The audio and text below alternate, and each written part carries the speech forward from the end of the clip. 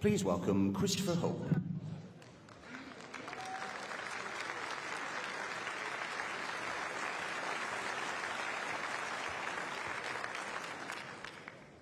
Hello everyone, great to be here. Now it's a long way from New York City, where I was asking the Donald questions for GB News on Thursday night, to Birmingham and the ICC. In the next 2 days I'll be grilling the 4 candidates to be leader of your party, the Conservative Party, and possibly, maybe, just maybe, the next Prime Minister by the end of the decade.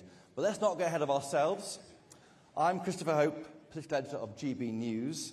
I've been a journalist all my life and spent most of my career at the Daily Telegraph, where I hosted Chopper's political podcast and was made the associate editor for politics by the end of my time there.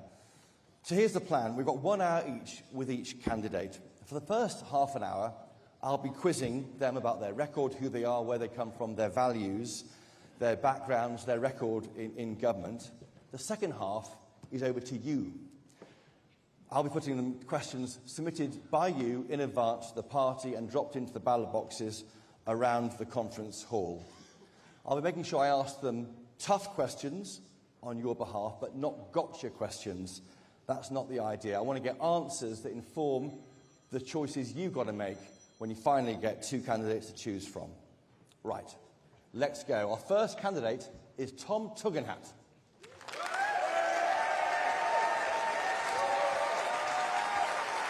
Cheers, Tom. Good to see you, buddy.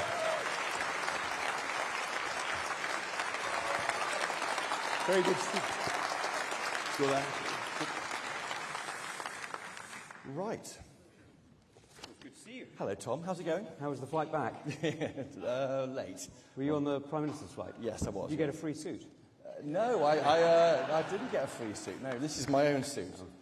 Maybe next time. M&S Outlet, if you're asking. Lord Alley Airlines said this week. How's it going? It's great fun. Look, this is if you're somebody who likes conservative ideas, if you like the Conservative family, if you're a Conservative to your core, this is fun. I know it's an odd thing to say, but I enjoy conference. I get to meet old friends and make new ones, and that's great. And why do you want to be Tory leader? What was the moment when you were looking in the mirror having a shave and thought, hang on, he could run the country? Well, look, for me, my entire life has been about public service. I mean, just as you've been somebody who's asked questions, I've been somebody who tries to answer them. I've spent 25 years serving our country in different ways. I've served on operations in Iraq and Afghanistan, as you know, and I've fought our country's battles quite literally personally. I've been in Parliament, standing up against the dictators and tyrants that at the time some people thought were friends, but we now know to be exactly who they are, Putin and Xi and the Ayatollah. Call them all out. And it got me sanctioned, as you know, for the privilege, but I think it's important. Well, I'm sanctioned by Russia, I'm sanctioned by China, I'm sanctioned by Iran, I'm working on North Korea, I'm working on Venezuela.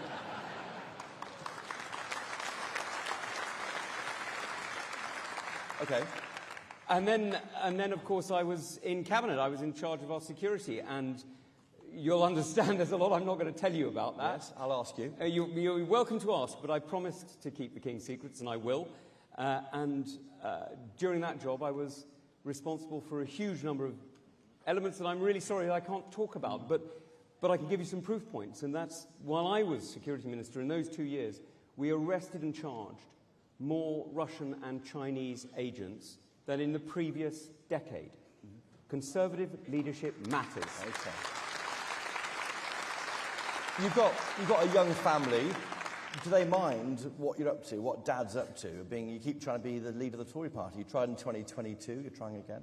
Well, they mind the fact that I'm not at home, and my boy loves sword fighting, and he minds the fact that I'm not currently having a sword fight with him, with his swords. And my daughter minds the fact that I'm not always at her ballet recital. I know this is something we share, yes. Is the fact that our daughters are both very, very keen ballerinas. Yours rather more professionally than mine.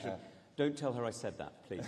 But my daughter is only 7, so I think she could. Okay. But you know, of course they mind. But I'm very proud of them, and they're extremely supportive of me. And my wife is unbelievably generous in letting me come away for days like this and taking on the responsibility. You mentioned your service. You know, obviously, congratulations on your service. 2003, 2013. in the British Army, Lieutenant Colonel, when you stopped doing that work. You served in Iraq and Afghanistan. What did you learn from that service about being a leader, about being maybe even Prime Minister? Well, look, I mean, many people learned a lot of things in Westminster, and their experiences, of course, important. I learned what I know about leadership in combat in Iraq and Afghanistan, and I learnt it by working with one of the most impressive people I've ever had the privilege to serve, and that's General the Lord Richards, who was, at the time, he was Chief of the Defence Staff. I was his military assistant. We had the responsibility, or he had the responsibility, I had the responsibility of supporting him, of making sure that our operations around the world were delivering in order to protect the British people. And, you know, that sense of service, that sense of duty, that sense of protecting Britain from all threats is something that is absolutely at the core of who I am, because you've got to decide who you are and whose side you're on, and I have always been on the side of the British people. I've never wavered in my absolute commitment to keeping our country safe and keeping our people safe. Okay. And just a quick question, were you a spy? I was a uniformed intelligence officer. Okay, because the internet says things about you. The internet says many things. You backed Liz Truss in 2022 to be leader. You regret that? Look, I stood because I thought that I had the best answers to the challenges that we faced at the time. And I liked when I was knocked out, sadly, before you guys got a chance to vote, but there we go. I got the choice between two people, and one of them was talking about growth, and many of us were inspired by that message. I think we were disappointed by the failure to deliver. Okay. And you're loyal? There's rumours that you were trying to be leader last year. No. No, you weren't doing any fundraising or any work behind the scenes. You're loyal to the leader. And I have been absolutely clear that when I'm in a government, I serve that government. If you don't get this time, you'll be as loyal as you have been in the past. Conservatism. I mean, are you centre-left in this party? Are you a wet, to use that Thatcherite term? Chris, this is one of those questions that really comes up using the language of the socialists that's used to divide us. They keep trying to describe us. They keep trying to describe your channel as right-wing, to try and disparage it, to try and knock it off, to try and pretend we shouldn't listen. But the truth is, we're not left or right. We're conservatives. And we all share...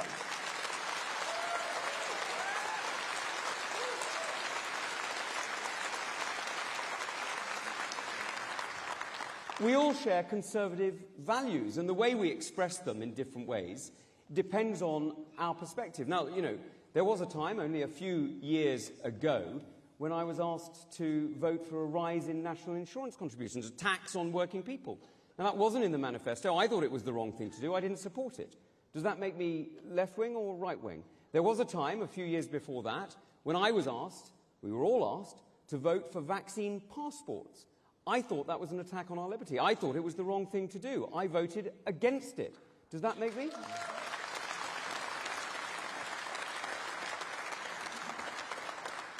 If you win, what's your day one action? The first thing you do? Well, look, let's be honest. The day one action is to reform the central party machinery. It isn't working. There have been... I don't know about you, but I was on doorsteps across England, and I have spoken to hundreds of people across the United Kingdom about how that election worked. And let's be honest, thousands of activists, hundreds of candidates put their absolute all into a campaign and were let down by others. It wasn't this party that failed. It wasn't the ideas that failed. It was the centre that failed. And we need to own that. And so from my perspective, let me just say to all of you, I'm sorry. The infighting in Westminster, the chaos in Westminster, and then the campaign, they all let you down. I'm sorry.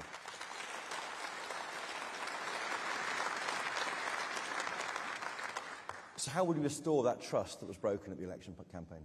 Well, the reality is that we need to restore it through our actions, not just our words. We can say many fine things, but unless we're willing to take on the difficult decisions that make a difference, it won't matter at all. So what we need to do is we need to own the change in our party so that the country sees that we've changed and the country can trust us again. Because you and I both know that the truth is Conservative activists are the kind of people who do things. I'll bet you if I asked for a show of hands, I would find that almost everybody here has organised scout groups or Lions clubs or Rotarians or whatever it is. There's so many people who do so many important things in our community who are also conservatives. And conservatism is part of their expression of effort and work and devotion to our country. And what we need to do is demonstrate that those people who you see in one light as pillars of the community are in another light the people who are championing the liberty and opportunity that your children and your family need to enjoy. So we need to rebuild that trust. From the centre, guess what that means? Trust the members, trust the associations, and empower them, because this is your party, not the centre's, and your relationship...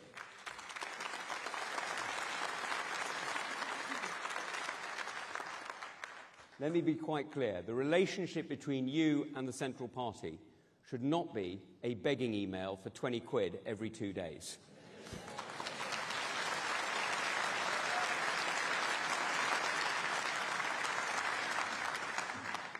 You held one job in government. You were Security Minister 2024, so you're the most inexperienced candidate. Is that a worry for these members? I mean, look, I'm not going to hold against anybody their inexperience in combat or their inexperience in foreign affairs.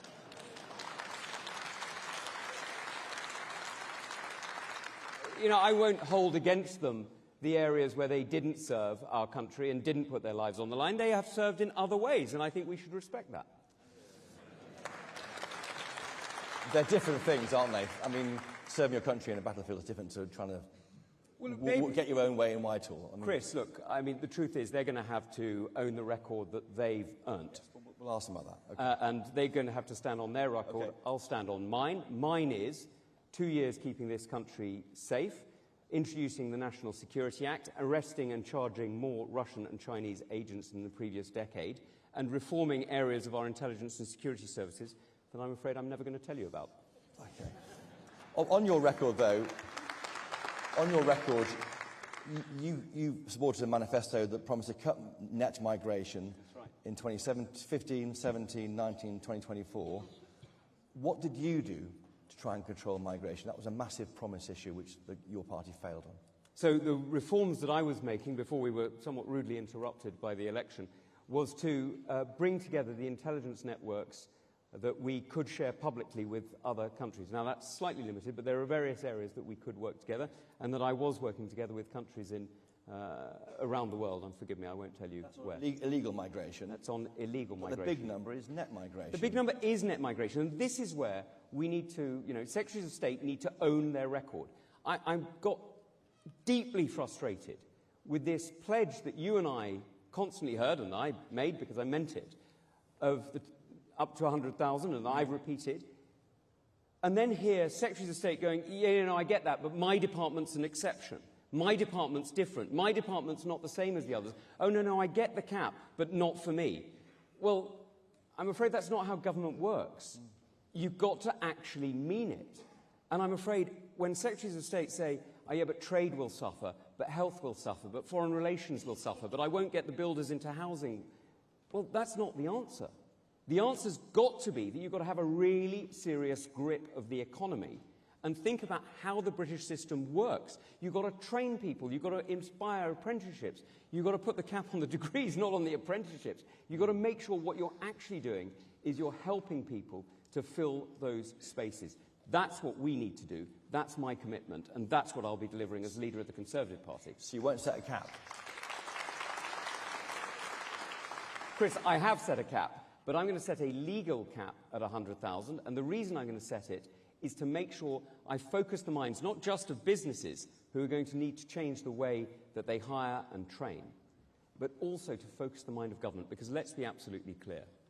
The government itself has been employing many, many, many people who should have been trained at home. Now, I don't want to say anything ill about nurses who come from abroad. They're fantastic people, they're wonderful people, and we are honoured and privileged to have them with us. But the truth is we should be training our own nurses. We should be making sure... It takes 6 years, it takes 7 years to train them. So, first of all, it takes time to train them, but you've got to start now. When was the best time to plant a tree, Chris? It was 20 years ago. When's the second best time? Today. We need to start training nurses today, and that means we need to stop making nurses force them down the degree route and inspire them down the apprenticeship route so that we can share.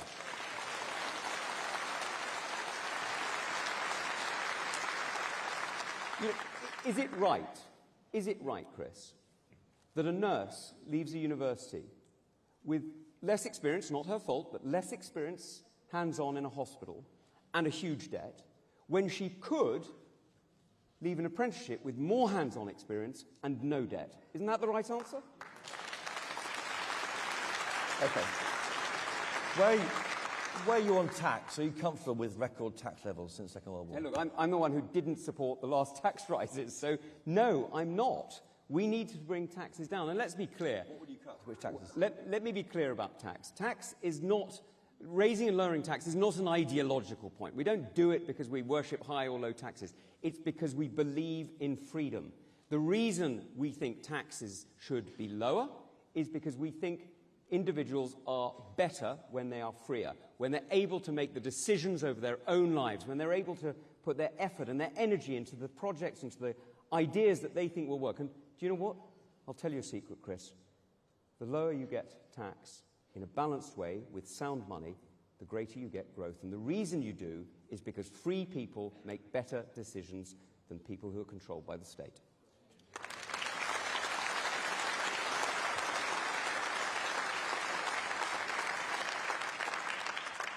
So looking forward, how will you beat Labour in 2028 or 2029? Do you hear what I just said about growth? Yeah. We need to get that going. But let's just listen to what Sir Keir Starmer said in Liverpool in the weeks gone by. He's actually specifically said that he believes in state control. He hasn't said it metaphorically. He hasn't even dressed it up. And to be fair to him, it's the one thing he's been absolutely honest about. He actually believes in state control. Now, that is extraordinary, because we know where that leads. You know, I don't know about you, but I saw this movie before. Admittedly, I saw it in black and white, and it was on my parents' TV, and it was 1970, but I know where it leads. That's not the road to growth. That's the road to ruin. And that's where he's taking us. But many think markets have failed, don't they? They just feel let down by the housing market and by other markets, and that's what he would say. The state has a role in that.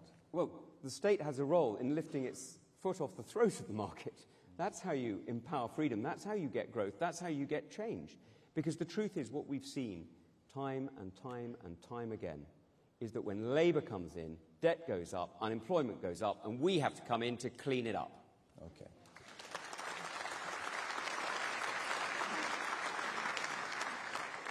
Your big job for these people is to get them back into power.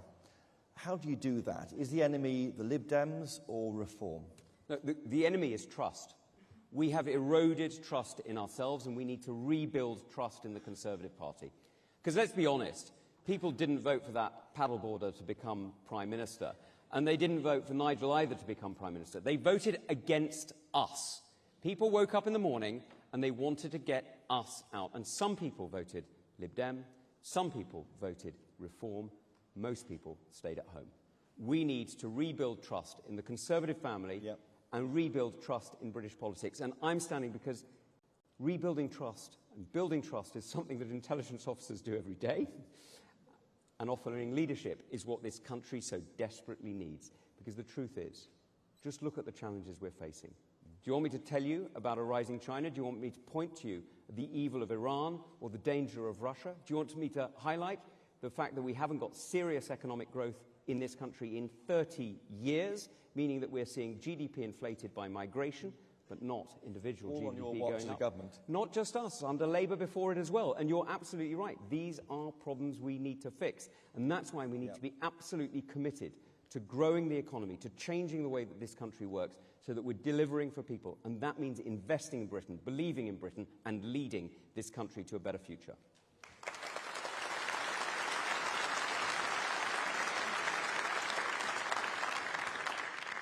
Well, why not do a deal with Nigel Farage? The Reform was second in 98 seats to Labour. They are the best option in those seats. Why not do some kind of deal with Reform? Look, my job is to reform the Conservative Party, not to become Reform. My job is to make sure we are...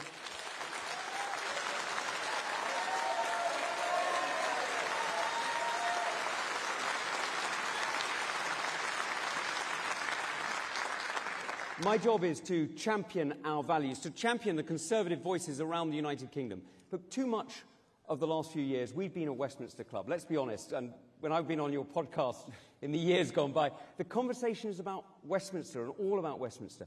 But conservatism isn't just about Westminster. For me, conservatism is about unionism. It's about the whole country. It's about Scotland, Wales, England and Northern Ireland and all parts of the UK. Okay.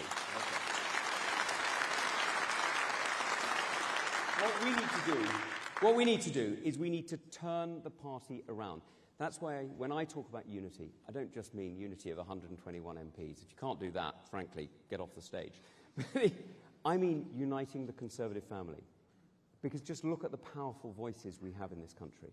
Just look at the amazing, amazing leaders we have across England who are championing our voices and our values in county and borough and district halls all over the place. Just look at the voices we've got in the Welsh Senate. Look at the voices we've got in the Scottish Parliament.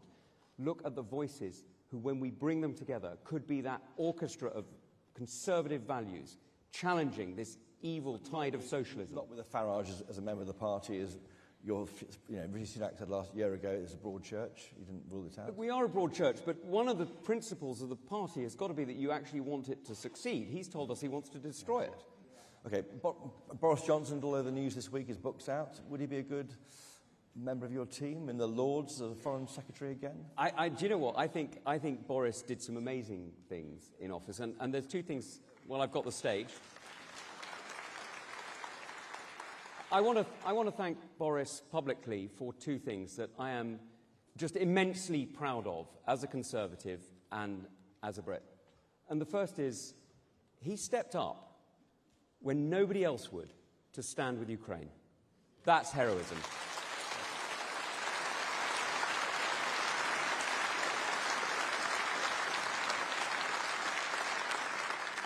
He didn't do it alone. Ben Wallace was absolutely with him, and the two of them, I think we should all be deeply proud of both of them. But the second thing Boris did that I'm really impressed with, in that chaos of those first few weeks of COVID, when many people were running around like headless chickens, not quite knowing which way to go and what to do, Boris got together a task force led by somebody from the private sector, putting them in charge of civil servants, and delivered the fastest vaccine rollout in the world. That is impressive.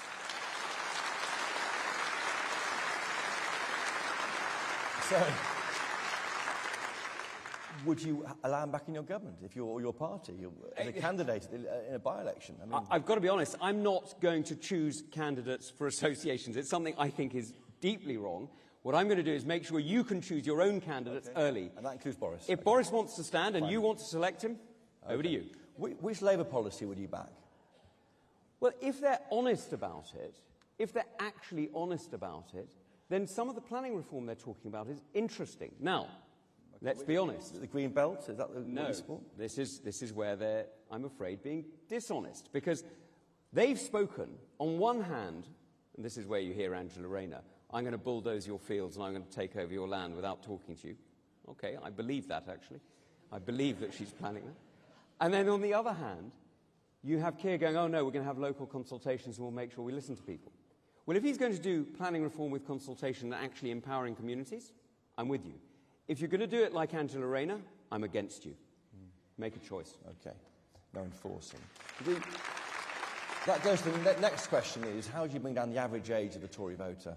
64 in July's election. I mean, that means it's going to be an old people's party half the time. All the support is mainly based in pensioner-age people. Huh? Is it through the planning system that you can attract more young people? Well, let's be absolutely clear. It's partly the way we talk about things, but it's also partly the policies we adopt. It's both tone and action. Yeah. And that's where the leadership that I'm offering is already, you can see it, is inspiring young people to come out and support me, and I'm very, very proud to have many of their support.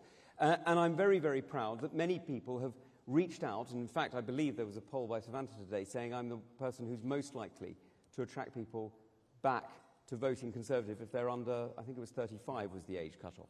Now look, this is really important, because this isn't actually about young versus old. That's how some people pitch it. I know you don't, Chris, but some people do. This is about bringing our country together, because, let's be honest, unionism isn't just about geography. It's not just about tying Edinburgh to London or making sure that Glasgow can work with Carlisle. It's about tying generations together, bringing this country together so that the energy and drive of the young is tied with the experience and assets of the old, and we actually get growth in this country. That's what makes us a country, that's what makes us a family, and that's why Conservative policies are the natural policies of this country. Okay.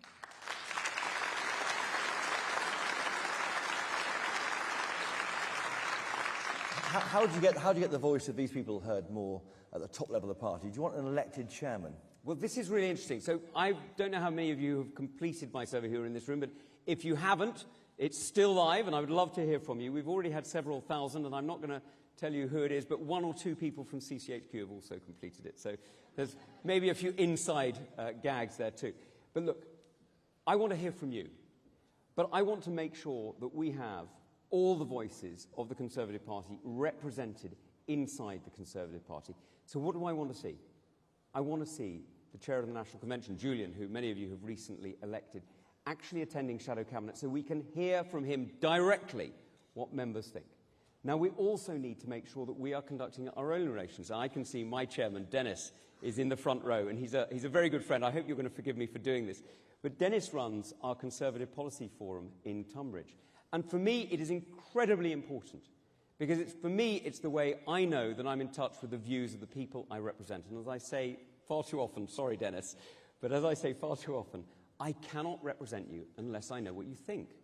And so having that information, being in touch with the Conservative Policy Forum, making sure that the CPF has a direct link to Secretaries of Shadow Secretaries of State, that is essential to making sure our party listens to the members, draws from the members, draws the experience of members who are doctors and soldiers or business people or farmers or whatever they are, to make sure that we're getting that talent into the party. On the Brexit referendum, you voted Remain. You voted Remain in the Brexit referendum. How will you defend that in the next election, when many think it could be an in-out, could be on the debate at the election next time? Well, I don't need to defend it. It's in the past.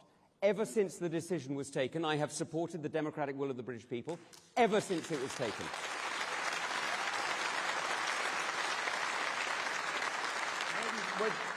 Well, let me be quite clear.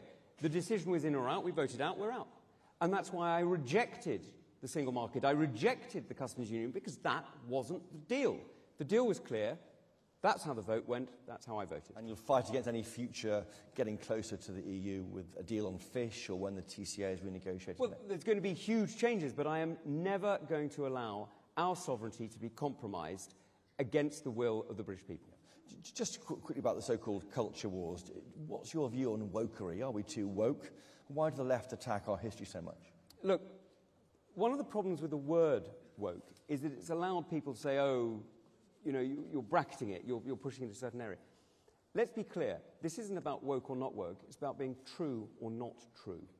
It is not true to say that the United Kingdom is evil. It is not true to say that all our history is bad. It is not true to say that this is an evil country. Those are not true statements.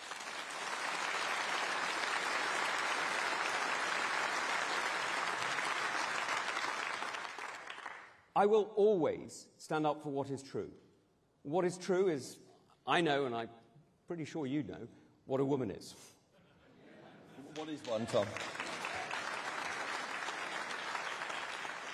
Do you need me to define it? If you want me to tell you that my daughter one day will grow up to be an adult human female like my wife, I very much hope that that is the only definition that we will need. But we need to be absolutely clear that when we stand for the truth, we also stand for tolerance. We also stand for liberty. We also stand for personal freedom.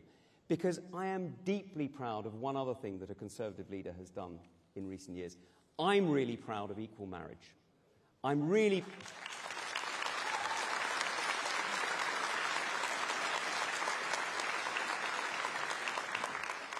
And let me be clear, for those of you who don't know, I'm a practicing Roman Catholic. My religion defines me, it demands things of me. It doesn't demand anything at all of you. You're free to do whatever you want. But the same equality, the same freedom I ask for my own beliefs, I must give to yours. And I must respect them too. Okay.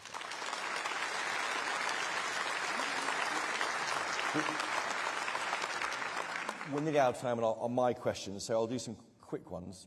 Yes or no. ECHR withdrawal, are you in favour? Opt out of the bits you can, reform the bits that aren't working, and if that doesn't work, be prepared to leave, yes. Will you restore the winter fuel payment? I would make sure that pensioners have dignity in old age. At the moment, I would never scrap it, but we need to make sure that in 4 years' time we're ready to treat pensioners with the dignity they deserve. What does that mean? You restore it, you don't know? I'm not going to be writing a budget for 4 years' time, I'm really sorry. You sound like all the rest of them now, Tom. Well, it's honest. If you want me to give you a glib answer and be dishonest with you, that's not what our members expect. Our members expect, quite rightly, the honesty of knowing that they can trust what I say. I'm going to offer you the leadership that is honest, and the honest leadership is I can't write a budget today for 4 years' time.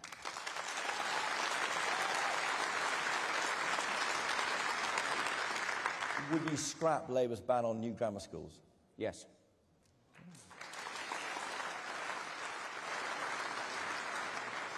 Would you abolish the top rate of income tax? Again, I'm not going to be writing budgets. And your view on the BBC, is the licence fee safe if you become leader? Look, I'm really proud of one bit of the BBC and I'm really worried by another bit. What the BBC does globally is incredibly important for promoting human liberty and dignity. That I'm really proud of. What we're seeing sometimes on our own channels is quite concerning. Okay. And just finally, are you a Yimby, Nimby or banana? Do you know what a banana is? I don't know what a banana is. Bananas build absolutely nothing anywhere near anything.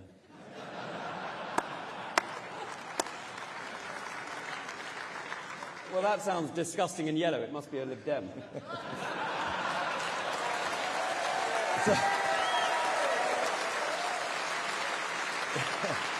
Which are you? Look, I'm a believer that you've got to build the right things in the right places and you've got to bring people with you. So, Yimby. Boris Johnson or David Cameron? Oh, both, but they're very, very different people. Boring. Oh, yes come or on. no? Boris for a night out, let's be honest. Okay. Starmer or Blair? Oh, God, neither. Dear God. Can you imagine having them both there, being preached at by one, being patronised by the other? God, it'd be torture. Which Tory politician would make a great Bond villain? actually, Boris would. And just finally, one for me. Will you recommission a new Royal Yacht Britannia? Oh, I love the idea. I absolutely love the idea. Now, listen, we're out of time with my questions. Thank you, Tom Tugendhat, for that.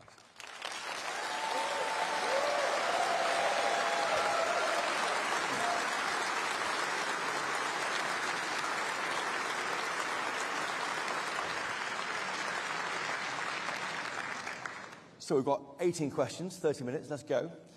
John from Bromsgrove. If you're here, John, do shout out. As leader of the opposition, what would be your top 5 priorities and goals, briefly? Right. Briefly. First priority, reform CCHQ and make it a battle-winning fighting machine again. Second, make sure we are ready for that next general election by organising ourselves on conservative principles with members first. Third, you ready? Yes. Choose candidates early, like now.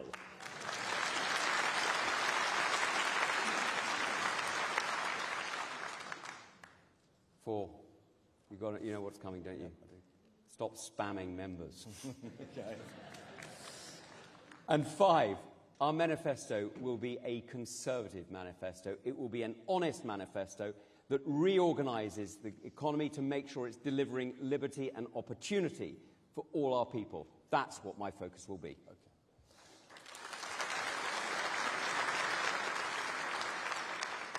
Daniel from Barnet asked, how do you differentiate yourself from other candidates? Why are you better? I mean, you mentioned your military service, but elsewhere, away from that. Look, I've got a long record of delivery, and frankly, I'm not a believer. There's 2 great mayors who've demonstrated this, Ben Houchen and Andy Street, have demonstrated it's not ideology, it's delivery that people want. And as Conservatives, we are practical politicians. We're the people who get up in the morning and do things. And the way we do it is by just getting on with it, by just delivering. I deliver. I've delivered the National Security Act. I've delivered more arrests of foreign spies in our country. I've delivered security to our country, and I've delivered it on operations overseas, and I've stood up to dictators at home. Yeah, okay. Katie from Sefton in Merseyside, regardless of who is selected as your party's leader, can these people have your assurance you'll get behind the new leader and you'll be working with them if you're selected? Yes, no question about it. Labour's first budget is going to be enormous on October the 30th. If you were leader, how would you respond to it? So the first thing, and forgive me for doing this public, I would like to respond to it. This is going to be one of the most consequential budgets in our lifetime. This is going to be a budget that takes us back to the 1970s, not forward to the future. This is a budget that is going to destroy growth, destroy opportunity, and destroy hope for people. And don't just take my word for it. Look at what's happening right now. Go and talk to Wren Kitchens in Hull and ask them how many orders they've had in the last 3 months since Rachel Reeves warned them that it's all doom and gloom in October. Go and talk to people in the city and ask them how much business they're doing. Go and talk to financial advisors and accountants. They are all selling everything, cashing in everything, and moving everything abroad. This government is already destroying the economy. It is already doing damage to this country, and they've barely even started.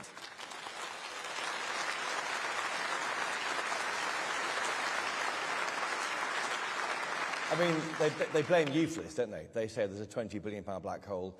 They're taking measures, withdrawing benefits on all people, to deal with the problems you created. Well, look, don't take my word for it. Rachel Reeves herself told us in June, in the Financial Times, I know we all read it daily for its, particularly for the racing columns, she told us herself that there were no secrets, that there were no hidden columns, no hidden books. It's all public. It's all in the OBR. You know it's all there. So you can't claim there's a black hole. That's literally what she said. But now she sees more black holes than Mr. Spock.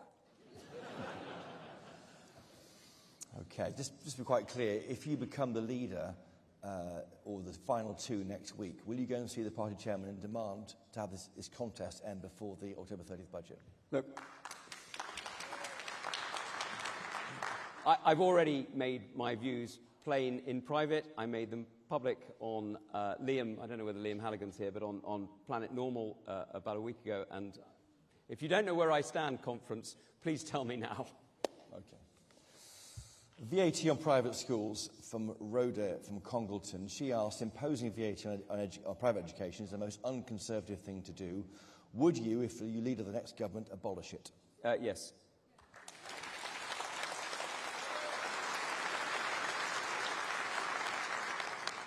Let's just be quite clear about this. This isn't just a bad policy. It's a vindictive and nasty policy.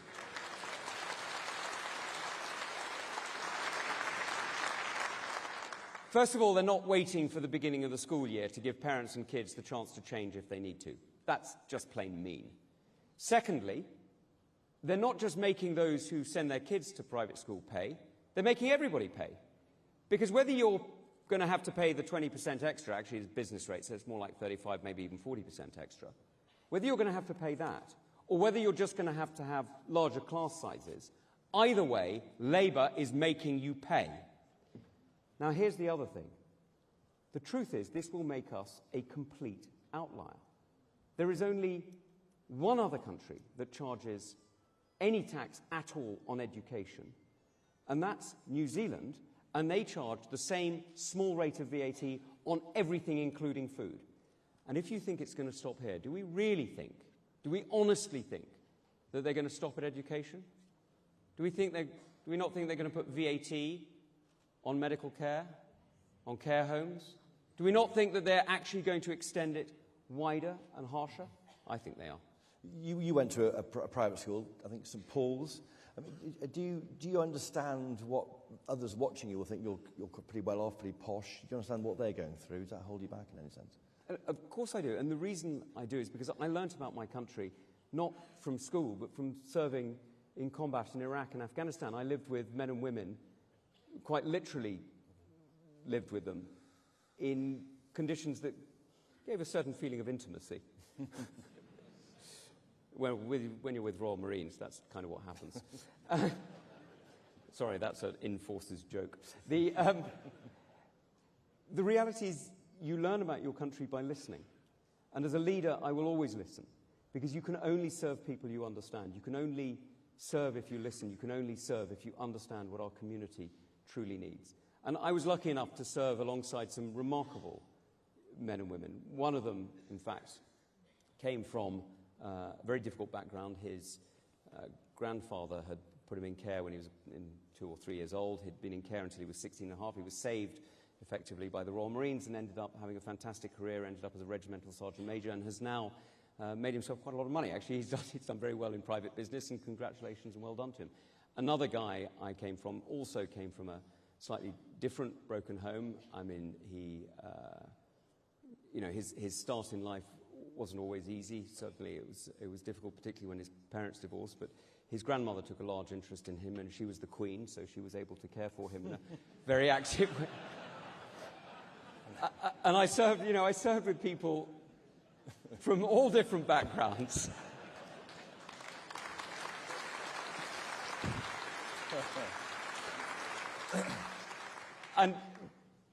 But what I learned from all of them was what their families are like, what their homes are like, what their communities are like. And that's what matters, isn't it? Because it's not about us, it's not about ideology.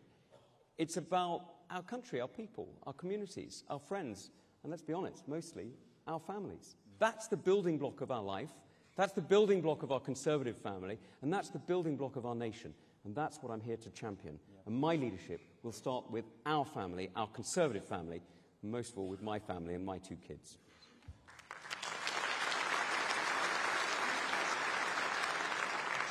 Just going back to planning, NIMBYism. William from Edinburgh says we need more housing. The main road, he is right. The main roadblock is NIMBYs. But your party relies heavily on votes from the demographic of people who maybe don't want building near them.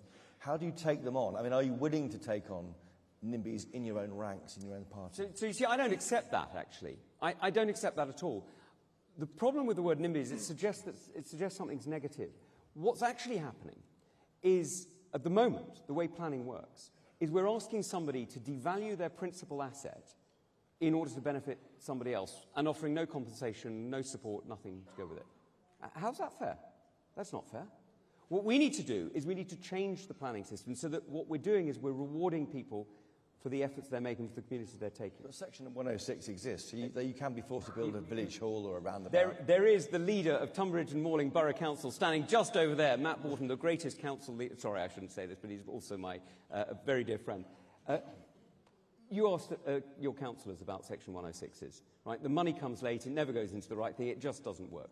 We need to reform this, because the truth is, actually, our people are very, very, very supportive of housing when it's delivering housing for their kids and their families, when it's delivering the kind of homes that people can live in and not the kind of homes that are designed for foreign investment. They like it when what you're getting is you're getting not just a house, but a community. They support it when what you're getting is the investment that goes along with it, the roads, the buses, the clinics, the schools. That's when people support housing. What they don't like is the piecemeal profiteering that you get too often. What we need to do is change planning, so that you get housing and you get the kind of houses that people need to start their lives. Now, I can tell you where this is done well.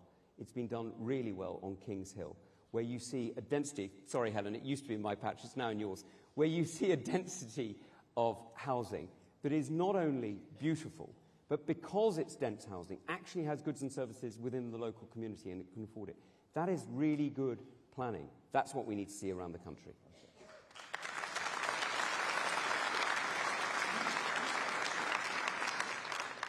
On net zero, Ben from London says there's a growing scepticism about climate orthodoxy, that slowing and abandoning net zeros might be a vote winner.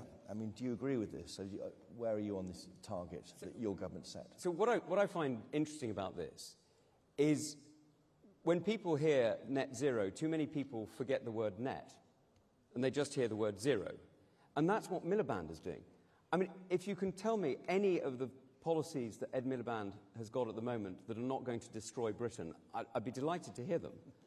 Every single project he's got is designed to make electricity and power more expensive, harder to get, and to make us more vulnerable to foreign dictators. They cut bills, don't they?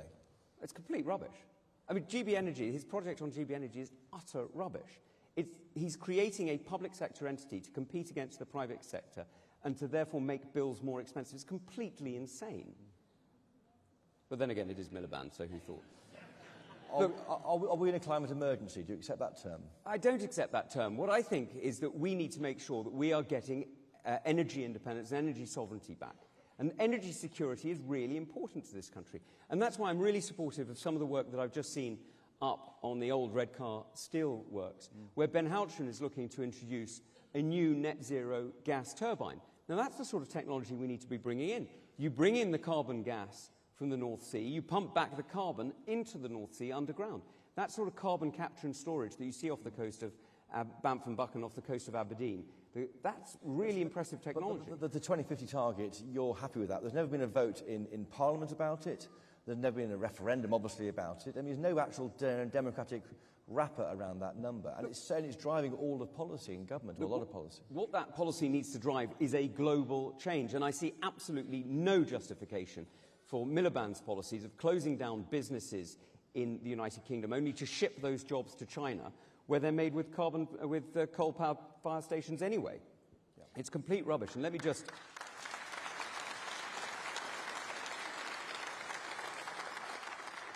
just add one thing.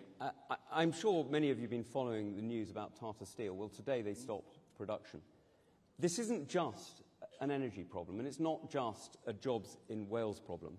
This is a security problem. They were making virgin steel, and if you want to make tanks and warships, if you want to make the kind of weaponry that we need to keep ourselves safe, to protect our allies in Ukraine, and to make sure we are defended against hostile enemies, then we need to make virgin steel in our country. This is a sovereign capability. So you would keep it open if you were in charge now? Well, what we're now seeing is Labour have left us exposed to buying virgin steel off who? China. What would you do? Would you keep Port Talbot open? We need to make sure that we have that capability here.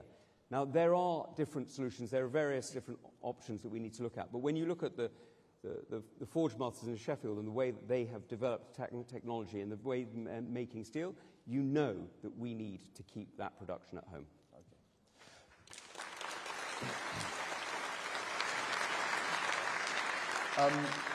Parvez from Bedford, he asks, every election he can remember has been won from the centre ground.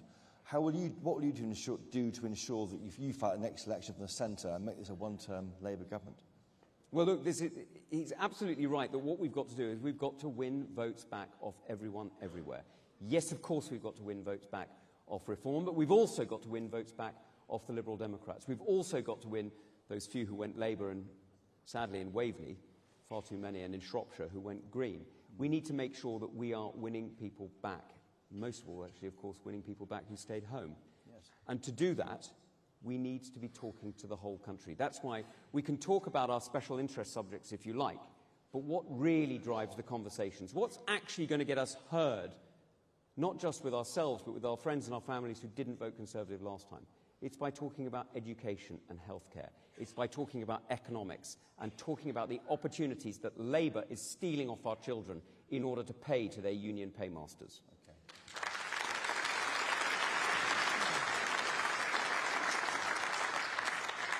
What will you do to empower local party associations and council groups? Have you mentioned putting the National Convention person in the shadow cabinet? What else? Well, look, empowering my own association is nothing I've ever been responsible for doing, on the grounds that I had seen my president and my chairman in the front row, and they're very much in charge of our association. And I know that associations around the country have very different relationships with each other. What we need to do is make a system that actually empowers our whole community, because this family, this Conservative family, is at its absolute best when we're drawing off the talents and skills and strengths of all our members. So the first thing I'll do is make sure that you can select your candidate as early as possible, and so you will not have candidates imposed under me.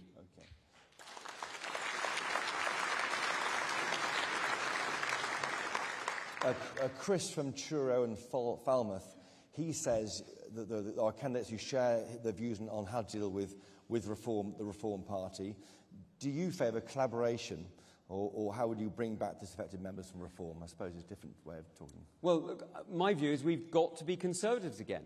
The truth is, if we want to fight over 20% of the vote, we'll end up getting a share of 20% of the vote. That's not how we win. We win by getting 40% of the vote. We win by talking to the British people. We win by being conservative. And let me be quite clear what that means. That means championing freedom. That means championing business. That means being incredibly supportive of families who are making the effort. I want to see families recognised in the tax code. I want to see opportunity encouraged. I want to see growth back in this country. That's how we win the next election.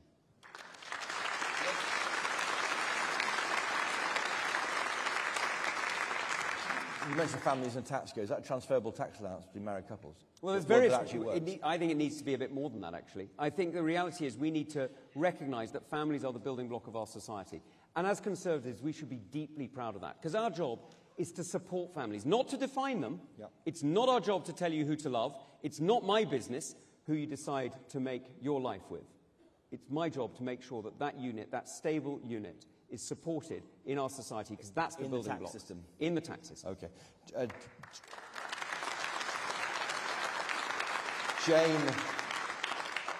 Jane from Stratford-upon-Avon says, "Dear Fantastic Four." She calls you the Fantastic Four. That's very supportive. Is it time to think the unthinkable, says Jane, and bring in female-only shortlists for some seats, because only a quarter of your MPs now are women?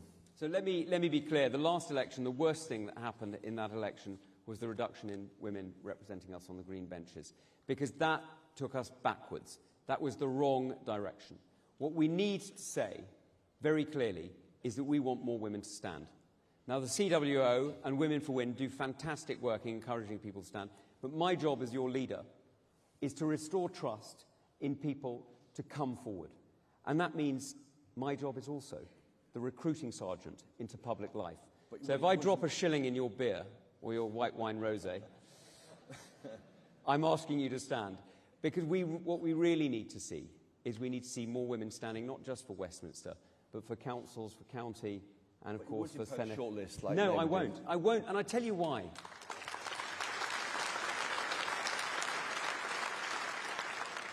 I tell you why I won't do shortlists. Because somebody like Kemi is a fantastic, important and respected colleague of mine, and I will not diminish or belittle her by making it look as though she got there under any other reason than under her own merits.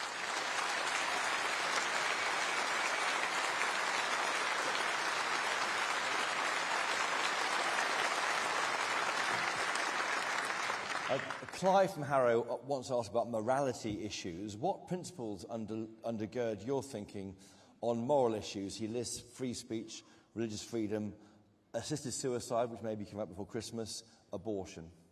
So perhaps the last two first, the easy ones. So the easy ones. Look, I've already said I'm a Roman Catholic. That's me. And it determines a lot of how I think about life. Of course it does. But it defines how I must live my life, not how you must live yours. So I am always open to listening to debates about moral arguments from the perspective of the government as opposed to from the perspective of me as an individual. Because we need to make sure what we're enabling in our country is, to use his other words, freedom. We need to be championing freedom. It is quite literally the building block of our society. If we don't have that, we have nothing. But my job is also to make sure that we support the most vulnerable. And that's why I am deeply, deeply, deeply uncomfortable with this assisted dying.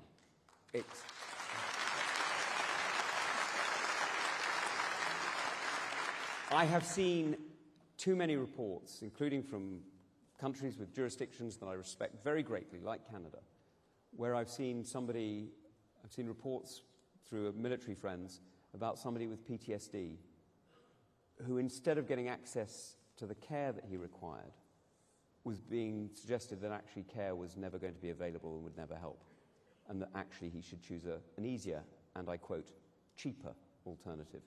That is wrong, and I will never support it. So you'll vote against if it's a vote before the end of... Look, I never say never because I need to read the bill, but I think it's immensely unlikely that I could support it. And abortion laws you'll leave as they are? Indeed. Okay. Just briefly on Brexit, Gordon from London says that all four of you candidates voted for Theresa May's disastrous deal, in his words. Why should members who voted for Brexit believe you'll pursue and defend our sovereignty? We had a choice at that moment. as to how to get through the turmoil and the hurdles that we were getting to. That was the first step. My job is always to deliver on the will of the British people, and the will was to leave. That was the first step. Boris got a better deal. We moved on. I support that deal. I voted for any deal that has come before us that would see Brexit happen, and I will always support the democratic will of the British people. You voted for a deal which didn't actually support sovereignty. Well, it was the first step. That's what you're saying. It was the first step. You regret voting for Theresa May's deal? I think it was the first step. You don't regret it? I think it was the first step. Okay. We can go round this boy again, yes, if you like. you can decide what you may make of that audience. Now, Peter Misha and Walton says, what should the Tory position be on the current war in the Middle East between Israel and the terrorist organisations of Hamas and Hezbollah, and how would you expose Labour's position on that? But what should your position be on that, first of all?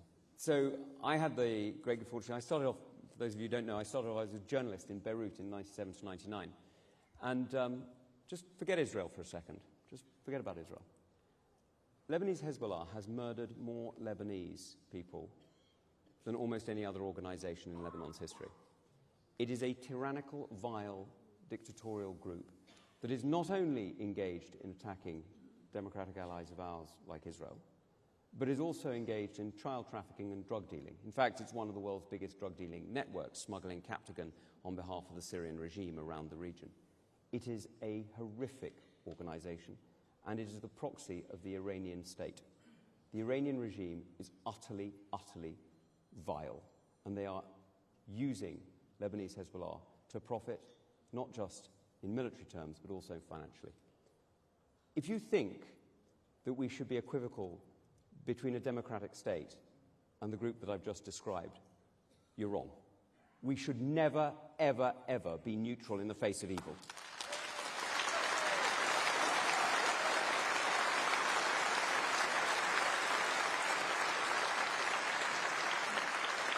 So Israel's response since October 7th last year has been proportionate throughout? Look, I'm not going to go through the ins and outs of it, because as a soldier I can tell you that decisions that are taken need to be looked at very carefully, but are not always reported. I'm sorry, Chris, but they're not always reported exactly. Not to misreporting, but they're sometimes difficult to understand or difficult to explain. So I'm not going to second-guess everything. But what I will say is that if somebody ever took 200 Brits hostage or fired missiles at the United Kingdom, I would not rest until that organisation was destroyed. Okay.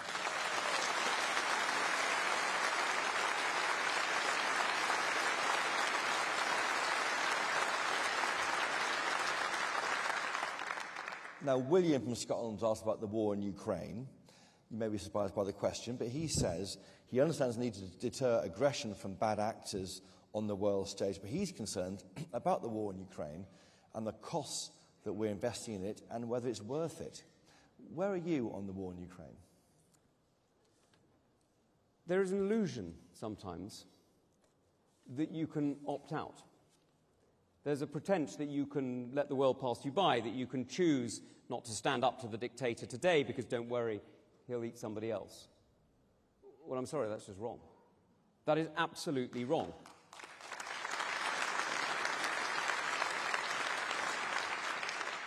Let me be clear why I support Ukraine. I don't particularly support Ukraine. I support Britain.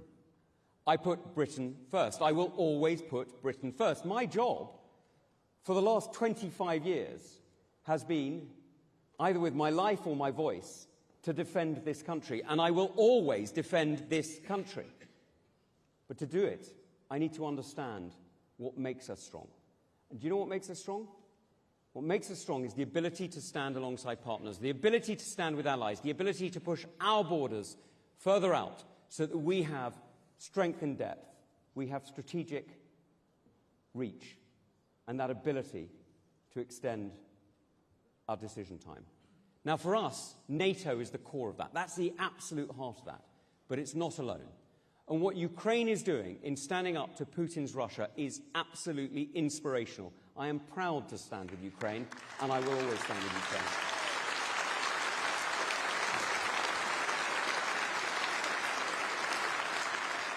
And I don't know if you've heard, but A general went to see Putin the other day. We got this. I can't tell you how.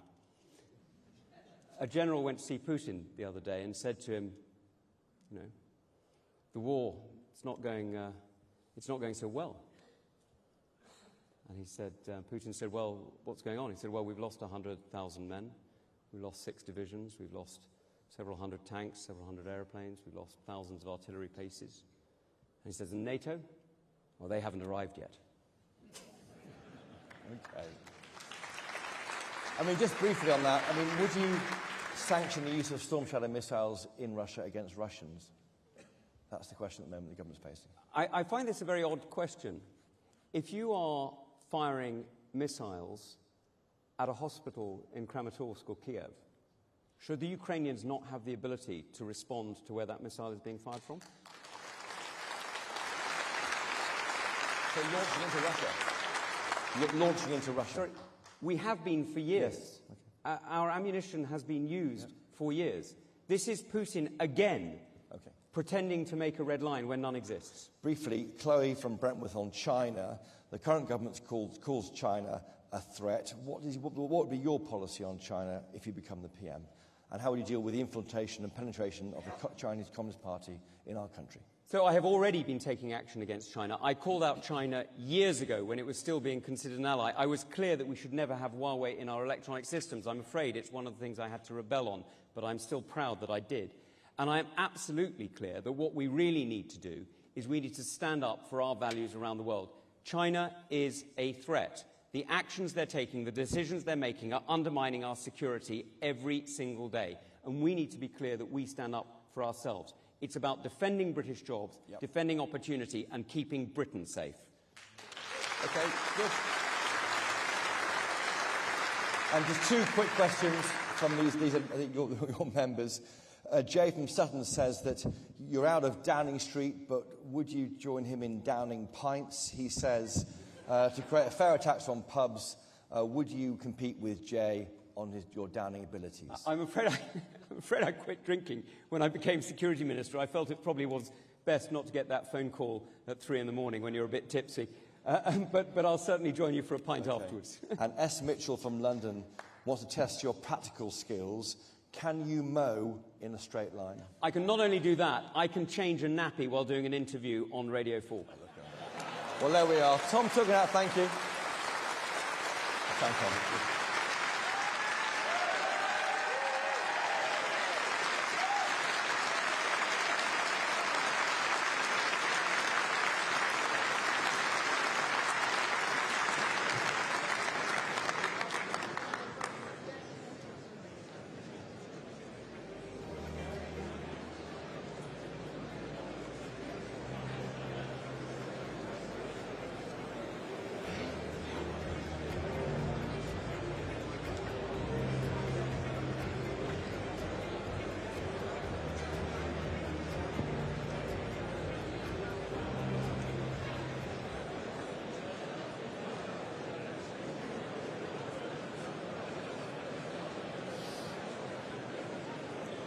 Okay, everybody, our next contender.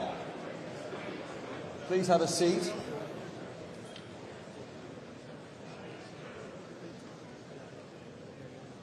Our next contender to be Tory leader. Are you all ready for her? Okay, please leave quickly. There's more space at the front.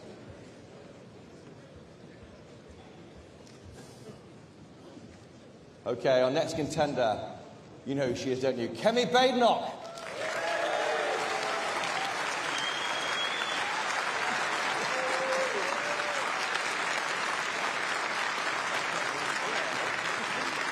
You're here.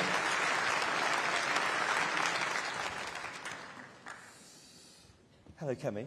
Hello. How's it going? It's going well. Okay. We'll come to what you're thinking in a minute. Why do you want to be Tory leader? I want to be leader of our party because it means something very special to me, and I don't want to see it die. I think the result we had at the last election shows that we are at an existential point. There is a party to the right that is challenging us People across the political spectrum don't know what we stand for. I think that I can help sell conservatism again, confident conservatism. I am somebody who gets cut through. I am somebody who communicates our values, and I always start from first principles. I can do it, and that's why I want to be Tory leader. Okay.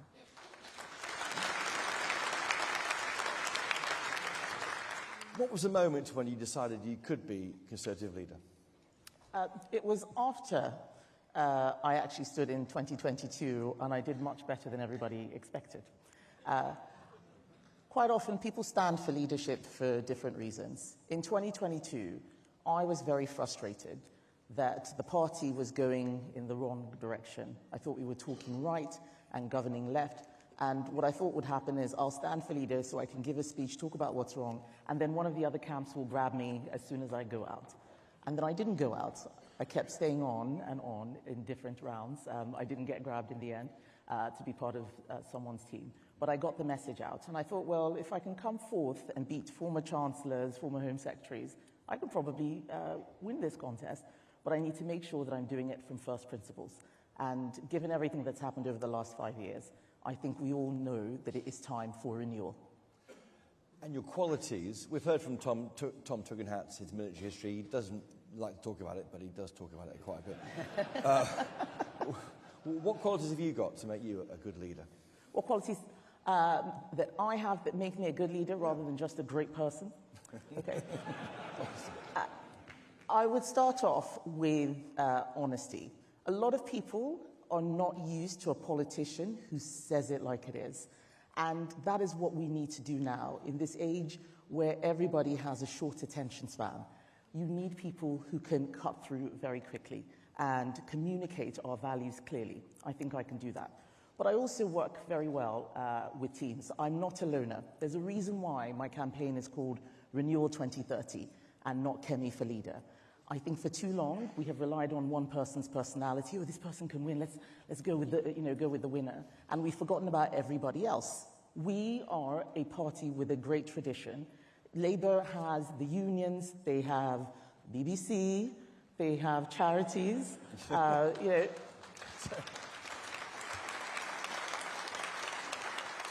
All we have is each other. So the campaign is called Renewal. That is the mission. And all of the people who worked with me, all the ministers who worked in the departments that I ran are supporting me. I get on well, I can build a great team, I start from first principles, I can cut through. Thank you. And what do your family make of this? Are they ready? It does lift you into a different level in terms of scrutiny. Yes, it depends on which family member. So my husband thinks this is fantastic. My mother does not understand why I am doing this. And then there are views across that spectrum. But it's very difficult for family because they see you portrayed as something very different from the person that they know. And it's the same for friends as well. And, you know, I have friends of mine calling saying, why are people saying this about you? This is not what you are like. And I tell them that this is what politics is about. Being a politician often means people writing your story for you. They write a narrative for you. And for those who are closest to you, they find it quite confusing. But it's very important that we make sure that we tell our own stories. As Conservatives, we've allowed too many people to tell us who we are. We've allowed too many people to portray us as the bad guys. Labour are in, everybody can see that they're the bad guys, we're the good guys.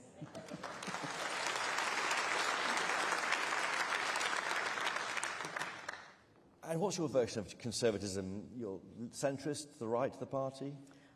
I think I have a conservatism that spans quite wide.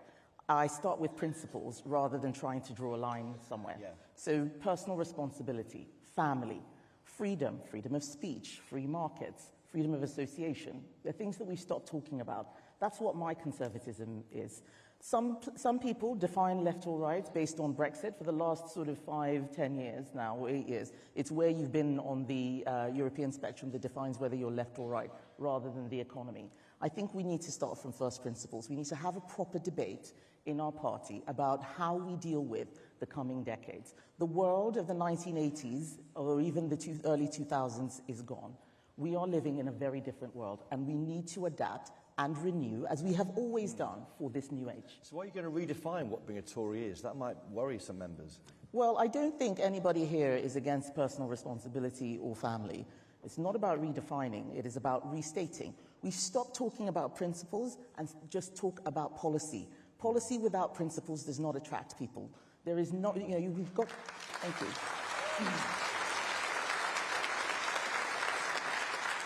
Our values are what attract people to us as a party. I am not redefining conservatism. I am bringing back authentic, confident conservatism. That is how we win. What did you mean when you told me on my podcast that you became working class at McDonald's? Well, I worked at McDonald's when I was 16, but it wasn't working at McDonald's that made me working class. It was an example of how I had become working class. I wasn't working there as a weekend job or part-time. That was my job. I was going to college part-time. I went to an FE college. And I had left Nigeria, where I'd had a middle-class life, driven to school every day. And the first time I ever went on a bus was in this country. But I couldn't even afford bus money most of the time. I had to walk everywhere. Sometimes I was hungry. I was on my own. I had a place to live, but I had to do everything myself at a very young age. If that is not working class, I don't know what working class is. The working classes are the people who have to work for a living, otherwise they will be in trouble. They are people who don't necessarily have big savings or a family that can look after them. We need to stop trying to define ourselves. This is why I say I don't like identity politics. Oh, what's this person? Let's give them a label. Are they middle class? Are they working class? Are they this? Are they that? We keep each other in boxes, try and define everyone, and we stop listening to what they're saying. Let's listen to what everybody says. That's how we're going to get a proper debate, especially in this contest.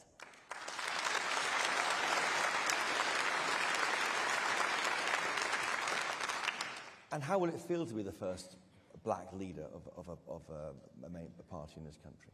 I don't know. I haven't done it before.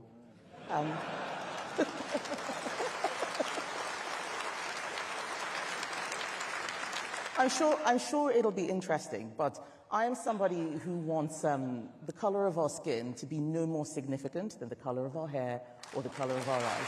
So. Okay. You mentioned your straight talking.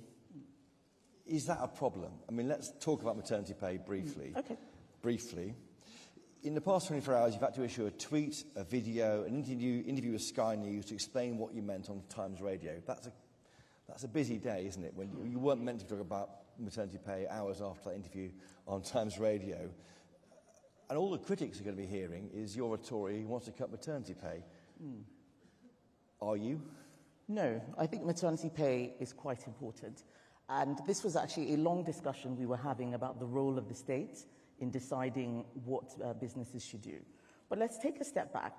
Who remembers the phrase, "there is no such thing as society"? Yeah, everybody remembers. Mrs. Thatcher gave an interview to Woman's Own magazine where she was asked the question, and she said there's no such thing as a society. She was talking about people wanting government hands out, that they're only individual people and families.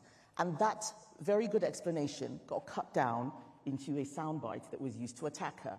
When you are a leader, when you are a conservative, when you are making the argument for conservative principles, your opponents are going to try and turn it into something else.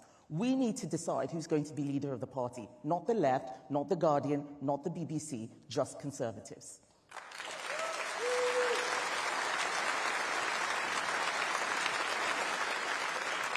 I mean, you did say it's excessive.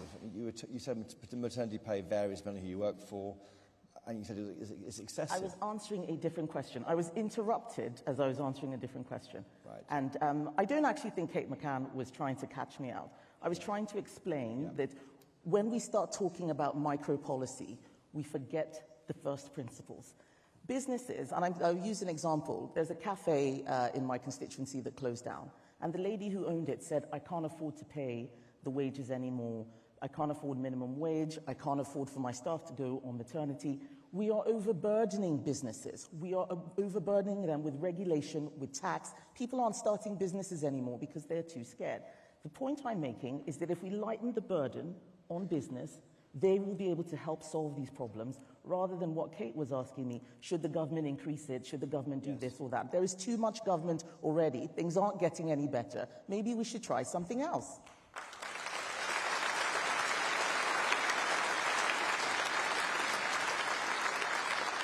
And people say you're quite blunt speaking privately, you know, you're brittle, can be a bit loose temper, you're temper easily. Is that unfair characterization of you? Can you give me an example of when that's ever happened? It's just people telling me stuff. I mean... Yes. Of course people will tell you stuff. People who don't want me to win the leadership are telling you these things. Okay. This is politics. Is there a Stop Kemi campaign by other... You've gone towards that in some of the interviews, haven't you? There's always a Stop Someone campaign. There will be a Stop Tom campaign, there will be a Stop James campaign, there will be a Stop Rob campaign, and of course there will be a Stop Kemi campaign. But as you can see, they are not stopping me. Yes.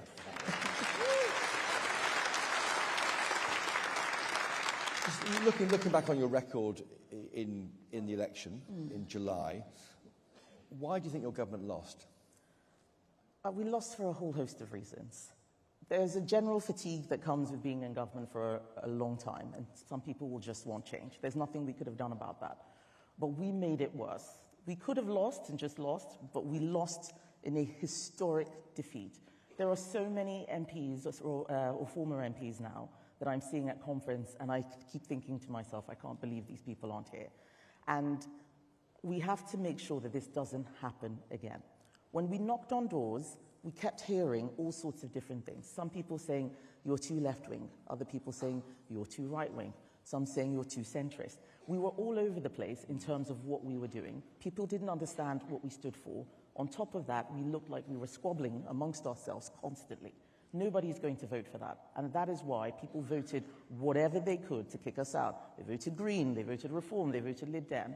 We have a Labour government now that nobody really likes. They're making a whole hash of things. We need to renew ourselves, pick ourselves off the ground, and start doing what this country wants, which is being real Conservatives.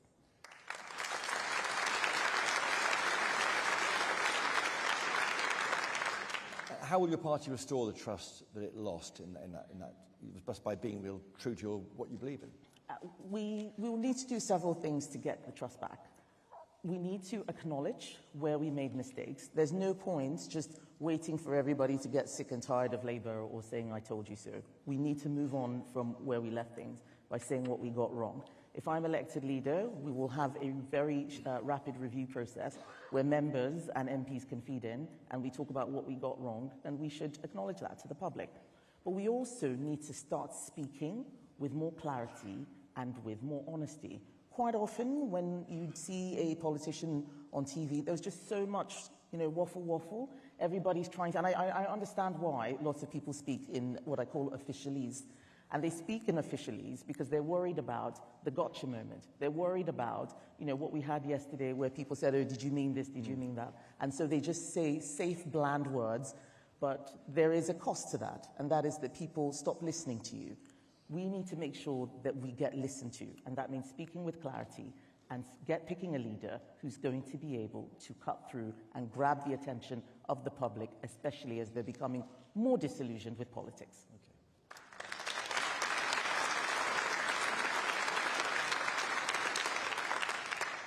On migration, you supported a party on your manifesto to get it down in 2017, 2019, 2024 when you're a candidate. Is it time for an apology? I think so. And I wrote an article in The Telegraph at the weekend about what we did wrong. That there are three things we need to do: look at the numbers, look at the culture, and look at leadership. And we sort of just made an announcement and then assumed that somebody else would be looking after it. And that's not right. This is not politics. If you just say words and hope it happens, that's witchcraft. That's not what we do. We have to make it happen. Were you trying to stop it in government when you were? I did as trade secretary with FTAs where there were mobility deals that I didn't think made sense. I certainly tried to stop them. There is a big difference with having a mobility scheme with a country like Switzerland or Australia, where the same numbers of people are moving back and forth. That's easy. When you have a mobility deal with a country that has 1 billion people, then it's quite skewed, especially if you don't have an equal number of people from here wanting to go there. We have to legislate and create policy that is in national interests, not just so we have an announcement for a particular day. Yes. Will you cap it? I think there will need to be a cap, but we also need to design a system that means the cap cannot be manipulated. So you won't hear me say, I promise to have a cap and it's going to be this number. It's very easy to create a cap. We saw this with the points migration system that people manipulate. If you have a cap and you have lots of the wrong people coming in, or worse, good people leaving our country, good people leaving our country is great for net migration stats. Migration stats shouldn't just be about the numbers. It should be about who is coming in, who is leaving, why that is happening. Otherwise, we are talking to the letter, but not the spirit, of lowering immigration.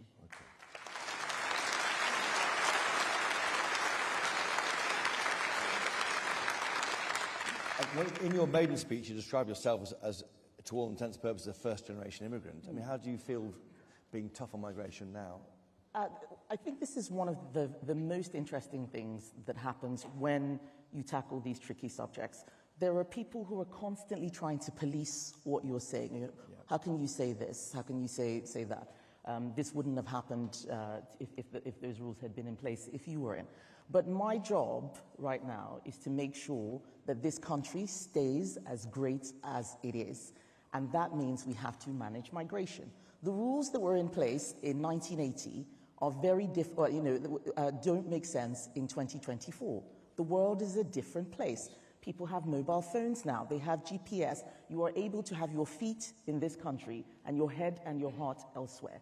That doesn't make sense, to have old laws in a new era. We need to keep adapting and updating our migration policy. And I want this country to be great for my children as well. We need to control it. We need to make sure that we are thinking about the next generation, not just who's going to wipe bottoms for us today. That's not good enough. Okay.